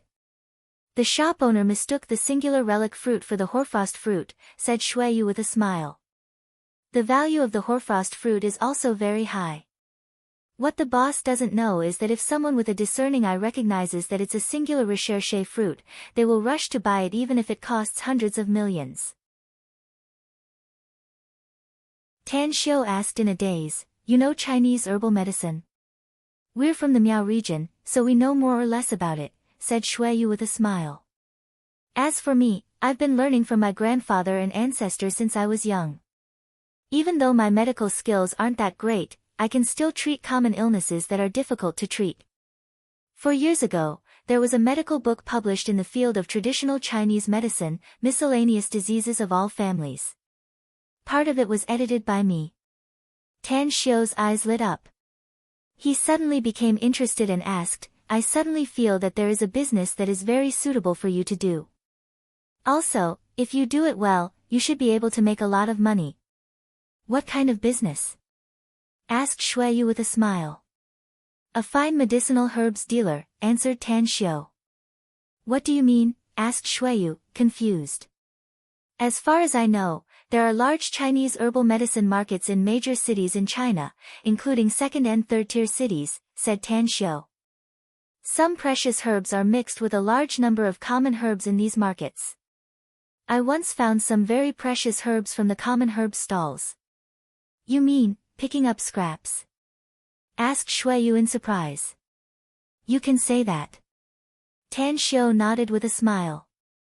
But your strength alone is limited, after all. You can hire some people to help you find them. It's best if you can give them short-term training so that they can memorize the names, effects, and shapes of the herbs. They can also send you pictures or videos when they buy them and let you appraise them temporarily. As for whether to buy them or not, you can also control them from a distance. Shuiyu's eyes lit up. Through Tan Xiu's explanation, she found that this was indeed a good way to make money. The most important thing was that even if she made less money, she could buy precious herbs and keep them for her own use. I'll give it a try. Tan Xiu said with a smile, it's up to you how to do it. I'll give you another sum of money within half a month. You don't need to feel any pressure, just think of it as finding something to do. You don't need to give me any more money. Shuiyu gently shook her head. The 10 million you just transferred to me should be enough. Tan Xiu didn't speak again. He took out his mobile phone and searched for Li Juren's number. He silently stared at it for several minutes, but ultimately didn't call him. He could indeed refine pills that could increase one's lifespan, but it was not easy to get all the medicinal herbs. Although he could still refine a few life essence pills from the batch of medicinal herbs that Li Juren sent last time, he didn't know the price. What are you thinking about? Asked Shuiyu as she untied her apron and sat next to Tan Xiu. Tan Xiu looked up and asked, if there's a pill that can increase the lifespan of the elderly by 3 to 5 years, what price do you think it can be sold for? How many of these pills are there? Asked Shuiyu. Very few, answered Tan Xiu. I can only refine 10 in a short time. That's already the limit. Shuiyu thought for a long time and then slowly said, the rarer something is, the more precious it is. Nowadays, whether it's at home or abroad, many rich and powerful people in the truest sense have people whose lives are in danger. Even if they can live for 3 more years, I'm afraid they will spend a lot of money. What's the specific price? Asked Tan Xiu as he raised his brows. Tentatively set it at 500 million for one. It should be no problem, said Shuiyu with all seriousness. 500 million. Tan Xiu took a deep breath, took out his mobile again and dialed Li Juren's number. Soon after, Li Juren's hearty laughter came from the phone. Tan Xiu, I'm glad to receive your call. I'm looking for you for something, said Tan Xiu. You know about the life essence pill. If I want to sell you 10 life essence pills at 500 million each, would you buy them? I'll buy them, said Li Juren decisively. I'll bring 10 life essence pills to Jingmen Island within half a month, said Tan Xiu. If you're sure to buy them, then come to Jingmen Island's everlasting feast hall. As for whether you'll buy them for yourself or sell them to others, that's your business. 500 million is a very affordable price, said Li Juren with a happy tone. I'll personally go to Jingmen Island and wait for your call. All right. Tan Xiu replied and directly hung up the phone. Shui Yu had just heard the conversation between Tan Xiu and Li Juren. Although she was very indifferent to money, Tan Xiu's phone call and 10 life essence pills that could be sold at a sky-high price of 5 billion yuan still made her feel a sense of worship from the bottom of her heart. Martial prowess, talent, morality, and making money. Shui Yu analyzed these 4 characteristics inwardly and repeatedly pondered over them. She was sure that Tan Xiu had all these characteristics and was very outstanding. Are you going to concoct some pills next? Tan Xiu nodded and said, I'll go with you to the medicinal herbs market tomorrow and buy some medicinal herbs on the way. When will the medicated diet be ready? I need to go back early after drinking it. Shui Yu stared blankly for a moment and then immediately said, Don't go, tonight. Tan Xiu shot her a deep look and shook his head. There are some things that I can't rush. Maybe I'll have something to do soon. Sure enough. As the medicated diet was cooked, Tang Xiu had yet to finish it when Mo Ao called him and informed him that the military and Austin Cole's group from the SOE company had a fierce battle near Kanuksha Pharmaceuticals in the Serene Peace District. The military didn't suffer heavy losses, but Austin Cole was injured and 7 or 8 of his men died in the fierce battle. Boss, 2 people suddenly appeared at the end of the fierce battle. They are very strong, almost reaching the level of martial arts grandmaster. After severely wounding several military experts, they left with Austin Cole. They're retreating in the direction of Kanuksha Pharmaceuticals.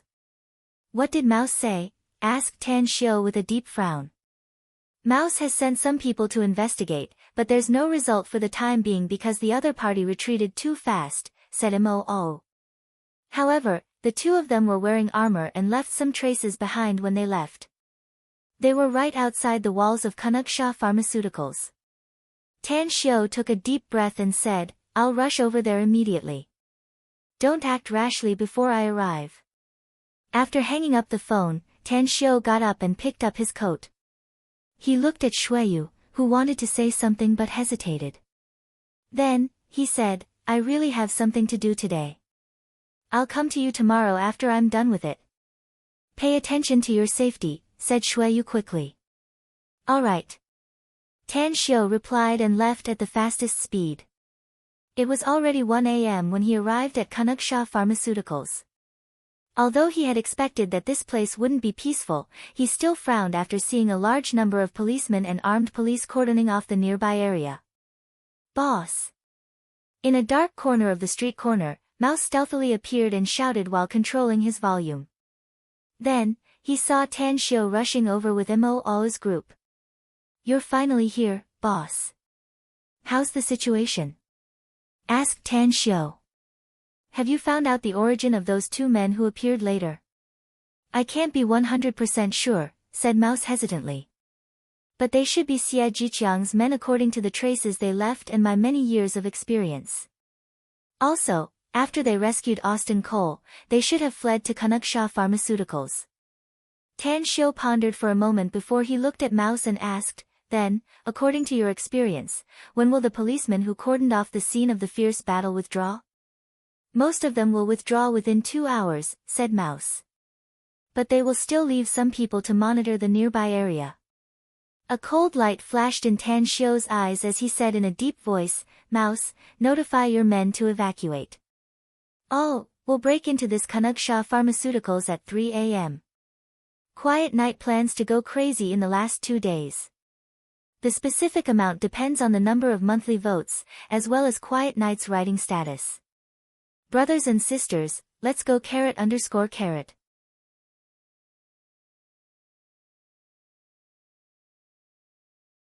Chapter 717. The first time they sneaked into Kanuksha Pharmaceuticals, Tan Xiu and Mo Ao didn't even enter the innermost sentry post. This time, however, Tan Xiu temporarily refined 10 invisibility talismans and still didn't encounter any obstruction as they came to the innermost sentry post. Bam, bam, bam, the 6 vigilant security guards outside the sentry post were instantly knocked out by Jin Shi and the others. Tan Xiu unleashed his Bloodguzzler dagger and instilled his primal chaos force into it to cut the iron gate lightning fast. It was as easy as cutting tofu, and the entire heavy iron gate was cut open. As the 11 people entered the building, a number of red alarm lights flashed and issued buzzing sounds inside. "Oh, take some men to clean up the trash upstairs. Remember, try not to kill them if you can. Just knock them out," ordered Tan Xiu. "Understood." Mo all agreed and led the 4 experts up the stairs. Standing in front of the elevator, Tan Xiu coldly stared at the elevator door.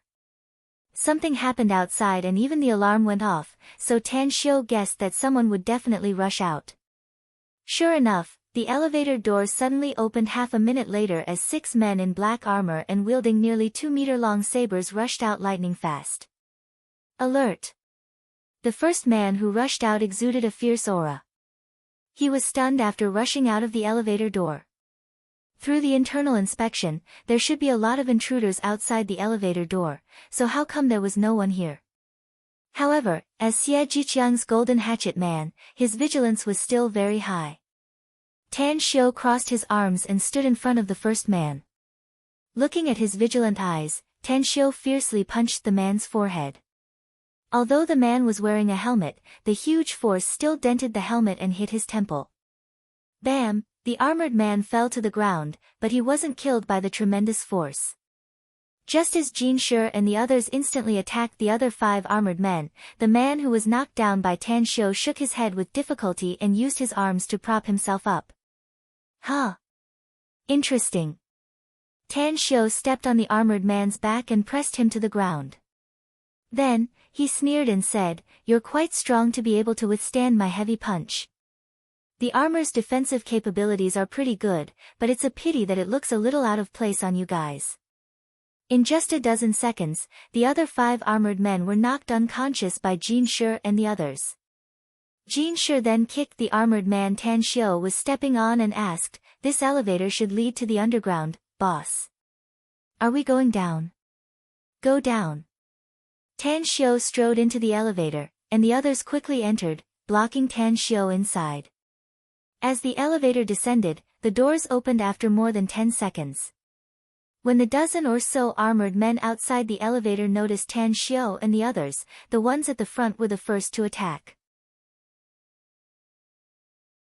Puff puff puff, several flying swords were summoned, and with a flash of sword light, the hard armor was easily cut open.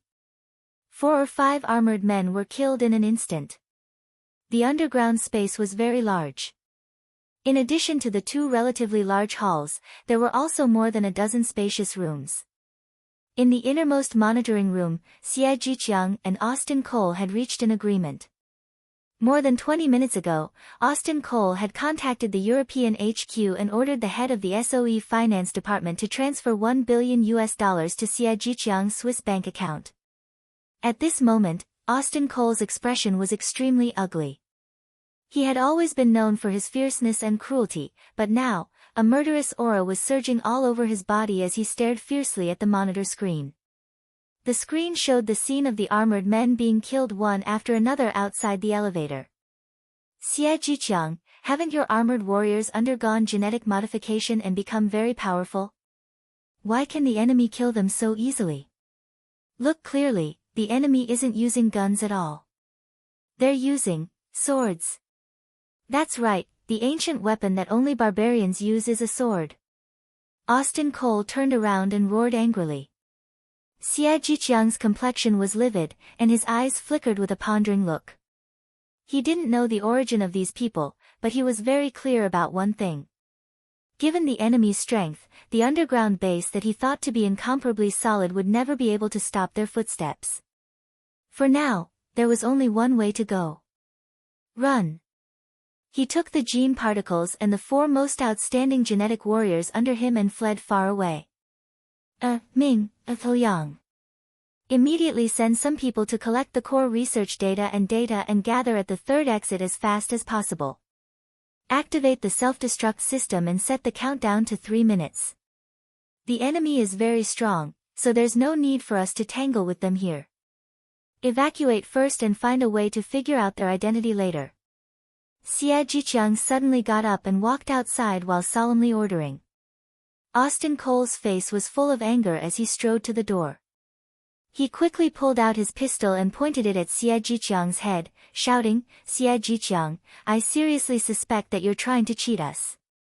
We've bought all the gene particles and research data, and you obviously have a backup copy." Xie Jiqiang furrowed his brows and coldly said, "Please pay attention to your words and actions, Mr. Cole. If I really wanted to cheat you, I would have already sent people to kill you when the SOE company gave me the money instead of waiting until now. Those who were killed outside were my men, experts I trained using gene particles. Aside from the gene particles I used on them, I also made tailor-made armors for them. Do you know how much it costs to make just one set of armor? The total value of a set of armor is $4 million US. Just look at how much I've lost." Austin Cole was shaken. He also felt that Xie Jiqiang didn't need to play such a trick if he wanted to cheat them. After all, those genetic warriors were very powerful and loyal subordinates of Xie Jiqiang who had gone through fire and water with him. Rather than using their lives to put on a show, it was better to use them to kill him. After thinking it through, he put away his pistol. And the moment he turned to look at the surveillance screen, a sharp dagger directly pierced through the side of his neck. It was Xie Jiqiang who acted. At this moment, his face was full of killing intent as he shouted in a deep voice, "Kill all the people from the SOE company." Bang, bang, bang, gunshots sounded, but none of the bullets hit anyone. It was Austin Cole's men who opened fire, but in less than 2 seconds, they had already been hit by sharp daggers and knives. Ming and Chang quickly killed 8 or 9 of Austin Cole's men and picked up the 2 suitcases they were carrying. Xie Jiqiang squatted down and patted Austin Cole, who was clutching his neck and twitching.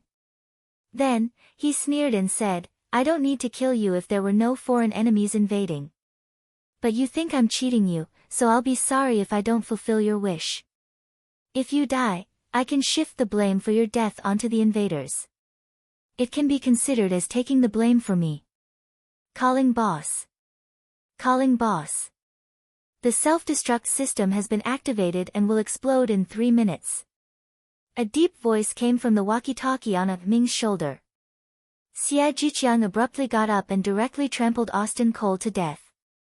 Then, he said in a deep voice, "Notify the others to evacuate to the third exit immediately. Tell the people outside to prepare the vehicles and leave this place as fast as possible."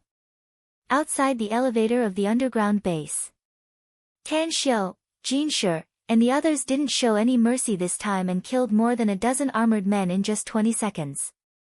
As dozens of big men in black suits rushed out of the corridor inside with guns, Jin Shi and the others quickly dispersed, each looking for a bunker to attack. Ice needles. Tan Xiu didn't evade and cast a spell to condense ice needles out of thin air. Every black-suited big man who appeared was pierced by the ice needles. As they quickly advanced inside, dozens of big men in black suits were all killed. Suddenly, 2 burly men with shaved heads appeared in the corridor ahead. The 2 sides suddenly encountered each other and the 2 bald men instantly pounced on Jin Shi's group at the front. While they were sprinting, they had already pulled out their sharp daggers. Slash, Jin Shi and the others secretly sneered and controlled their flying swords to sweep the 2 bald men. They were originally determined to kill them, but the 2 bald men instantly dodged it. Trespassers. Die. One of the bald men with a scar on his face grinned and brandished his dagger to stab Jin Shi's face. However, just as the dagger was only a dozen centimeters away from Jin Shi's eyes, 2 ice needles instantly pierced his eye sockets. Aya! A mournful scream came out of the bald man's mouth and he instantly retracted his fierce attack. As he subconsciously dodged, a flying sword came flying from behind and pierced his waist. Tan Xiu's face turned cold and he shouted in a deep voice, "Go all out in the fight." Jin Shi and the others looked ashamed and immediately put away their feelings of being rivals in love. They controlled their flying swords to form a sword array and killed the other bald man. 2 minutes later, Tan Xiu, along with Jin Shi and the others, had arrived at the third exit. Tan Xiu had already guessed that Xie Jiqiang was responsible for the tragic death of Austin Cole and his men, but he didn't have the slightest pity for them. Looking at the closed exit, he sneered and unleashed his blood-guzzler dagger again to cut the entire door. Xie Jiqiang came out of a factory inside Kanuksha Pharmaceuticals with more than a dozen of his men. A sneer appeared on his face as he walked toward the outside of the factory and asked in a deep voice, "Have a Feng and Xiangzi come out yet?" "I'm afraid they can't come out." A Ming shook his head. Killing intent surged in Xie Jiqiang's eyes as he said, "There's less than a minute left before the underground base explodes. Since they can't come out, then let those enemies be buried with them." "Have you brought out all the information and gene particles?" "Yes, I have." A Ming nodded. Vroom, vroom, vroom. 6 SUVs quickly stopped outside the factory, and there was only one driver in each car. They were the people arranged by Xie Jiqiang to meet them at the third exit. They could evacuate Xie Jiqiang as fast as possible once something happened in the underground base.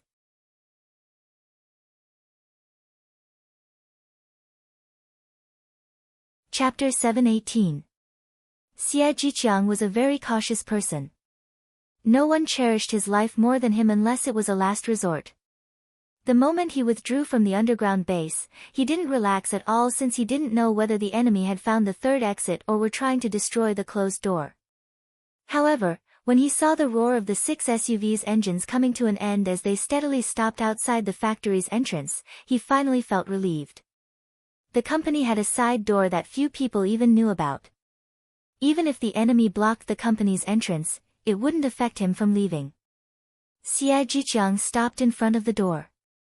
He turned his head to look at the warehouse and muttered to himself, "This place will soon turn into hell on earth. You dare to covet my research results? Death is what you deserve." After saying that, 2 cold breaths came out of his nostrils as he turned around to board the SUV in the middle. Ming had been following Xie Jiqiang the whole time. The moment he opened the door for Xie Jiqiang, a strong sense of danger exploded in his heart. Nearly in a flash, he stomped his feet and directly threw Xie Jiqiang backward. Puff! Puff! Puff! Streams of saber light descended from the sky like the Milky Way, looking somewhat dazzling under the starlight. The 6 jeeps were suddenly struck by the saber lights and exploded with a loud bang. Immediately after, the flames splashed on the broken mailboxes and instantly engulfed the 6 cars. Mo, along with 4 experts of the Everlasting Feast Hall, whizzed down from the sky. Taking advantage of the time when the SUVs exploded and burned, affecting Xie Jiqiang's men, the 5 of them dashed lightning fast and killed 5 or 6 people in just a few breaths. Fuck off. Liang's muscles tensed up. He had been injected with gene particles and transformed into a genetic warrior. Whether it was his strength or speed, it was something unimaginable even in his dreams. At this moment, he could feel power gushing out from all over his body like a spring. He didn't even take out a weapon and directly punched Mo. In his view, although Mo and his men appeared in such a powerful way, they should have used some powerful weapons. He firmly believed that he could easily kill these enemies if it was a frontal confrontation. Mo neither dodged nor retreated. He punched out fiercely. The moment his fist collided with Liang's, the flying sword flew out of his fist and instantly tore Liang's fist apart.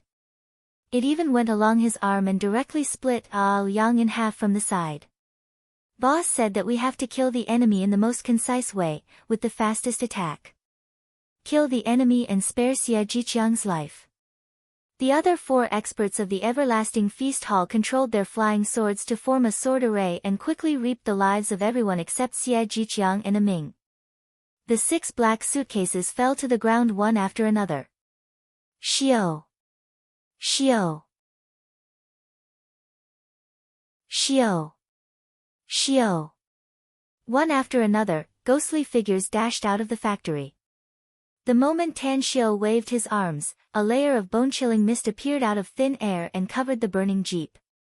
In just 6 or 7 breaths, the burning jeep was covered by a thin layer of ice, and the flames were completely extinguished. Boss! A few seconds later, a middle-aged man flashed out and stood in front of Tan Xiao. He respectfully said, "I've dismantled the self-destruct device. The underground base can be preserved." Xie Jiqiang, who had just crawled up from the ground, stared fixedly at Tan Xiao and the others under Ah Ming's protection. But upon hearing the words of the everlasting feast hall's expert, he still cried out in disbelief, "That's impossible. No one can dismantle or stop the self-destruct system once it's activated. I spent a lot of money to buy this self-destruct system from the most black-hearted arms dealer in Country D." The middle-aged man shot a cold look at Xie Jiqiang and sneered, "Others may not be able to do it, but I can. It's because I developed this self-destruct system during my training in a training camp in Country D. All the programming and codes were personally written by me. 2 of the loopholes were also covered up by me." Xie Jiqiang's body trembled. His pupils shrunk as he screamed in horror, You're Shui Sha. Damn it. How come the famous Shui Sha came to China? And, he also has a boss." Shui Sha no longer paid attention to Xie Jiqiang and looked at Tan Xiao again. Tan Xiao nodded and smilingly said, "I was worried that there would be a big mess, but it seems that there won't be a problem now. You've done a good job. You'll be rewarded when you go back." Having said that, his eyes fell on Xie Jiqiang's face and smilingly said, "I've been looking forward to meeting you for a long time, Boss Xie." Xie Jiqiang felt that Tan Xiao was somewhat familiar, but he couldn't remember where he had seen him. He hesitated for a moment and then asked, "Who are you?" "You're very capable, so you deserve to know my name," Tan Xiao said with a smile. "I'm Tan Xiao." Xie Jiqiang's expression moved and blurted out, "The young divine Dr. Tan Xiao? The magnificent Tang Corporation's big boss?" "Well, it's easy since you know me," Tan Xiao said with a smile. "I'm very grateful for the gene particles you've developed. But once this thing is spread out, it will definitely bring great changes to the world's situation. Hence, I need to take care of this thing for you. Do you have any objections? Just say it if you want to rob me. Why do you have to act like a whore and put up a memorial arch?"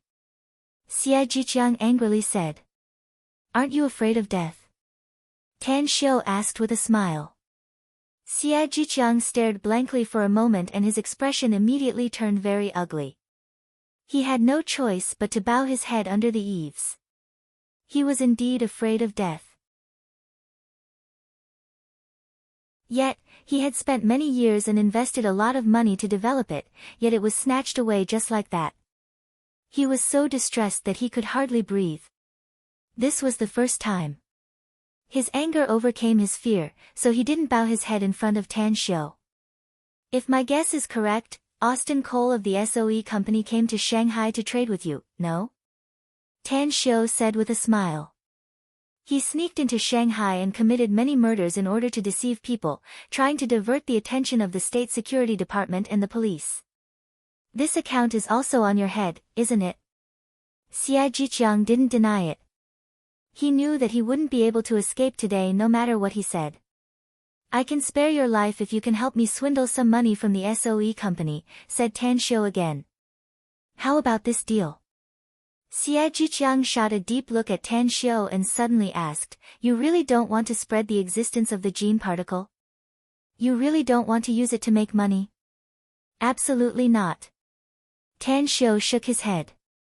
"I see." Xie Jiqiang let out a bitter smile. "To tell you the truth, the SOE company has transferred $1 billion to my anonymous account in a Swiss bank, but I'll never give it to you. I'm still alive and there's a possibility that the gene particle will leak out. Perhaps you've already sentenced me to death in your heart, right? Because only a dead man can keep a secret forever." Tan Xiao was silent for a moment before he slowly nodded and said, "You guessed it right. It's a pity that a talent like you will die tonight." Xie Jiqiang turned to look at Mo and the other experts of the everlasting feast hall and sneered, the value of the gene particle is absolutely immeasurable with money. Having it is equal to having money, power, and status. Even if you use it on yourself, you'll still have formidable power. Do you really think that the news won't leak out with so many men coming to rob it? Ha ha ha, men die for wealth, just as birds die for food. Maybe some of your men will sell you out for the gene particle. Tan Xiu sneered, whereas Mo and the other 10 experts also showed a disdainful expression. I thought you were very smart, but I didn't expect you to say something so stupid. Tan Xiu shook his head and smilingly said. Haven't you realized something since we started fighting tonight? What is it? Xie Jiqiang frowned. Tan Xiu crooked his finger and the blood-guzzler dagger rotated around his finger. With a thought, the dagger flashed a bloody light as it pierced Ah Ming's throat and pierced his heart from behind. In less than a second, the dagger floated back to Tan Xiu's finger. Genetic warriors are nothing but a joke to us. Those armored warriors of yours and those 4 very strong men should be using gene particles, right? They've become very strong, but they're nothing in front of us. It's just like pinching an ant to death. All right. I'll give up on extorting some money to keep this place a secret. You can die now. The blood-guzzler dagger flashed and disappeared. After killing Xie Jiqiang, Tan Xiu ordered, I'll give you half an hour to clean up all the security guards outside. Also, clean up the entire underground base again. Don't leave any evidence of murder. Understood. The 11 people, including Mo, instantly disappeared. For them, destroying corpses and erasing traces was definitely a grandmaster's skill. In less than half an hour, all the corpses had been disposed of and all the traces of fighting had been erased. Even the explosives installed in the underground base had been gathered. Boss, there are too many prohibited things in the base. I'm afraid it won't be easy for us to get them out quietly. Mo came to Tan Xiu with an awkward expression. Tan Xiu pondered for a moment. He then flipped his hand and took out an interspatial ring. He handed it to Mo and said, drop your blood on it to recognize the owner. This ring will be yours later. You'll have to work a few more times to quietly get the things in the underground base as well as the explosives out. An interspatial ring? Mo's heart trembled and his eyes looked ecstatic. He knew about interspatial rings. He also knew that the boss, the little boss, Gu Yan, Elder Ji, and the others all had interspatial rings. Although he also fantasized about getting one, he didn't expect to get one so quickly. The others around looked envious. Although they also wanted an interspatial ring, no one dared to mention it to Tan Xiu. After all, an interspatial ring was not a common object. It was a treasure in the eyes of countless cultivators. You're tuning into the Blissful Bookshelf YouTube channel.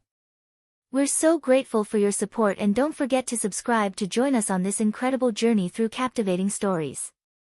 Your generosity through donations truly makes a world of difference, as it's the primary source of revenue that allows me to expand and enhance this channel for you. Thank you from the bottom of my heart for being a part of this adventure.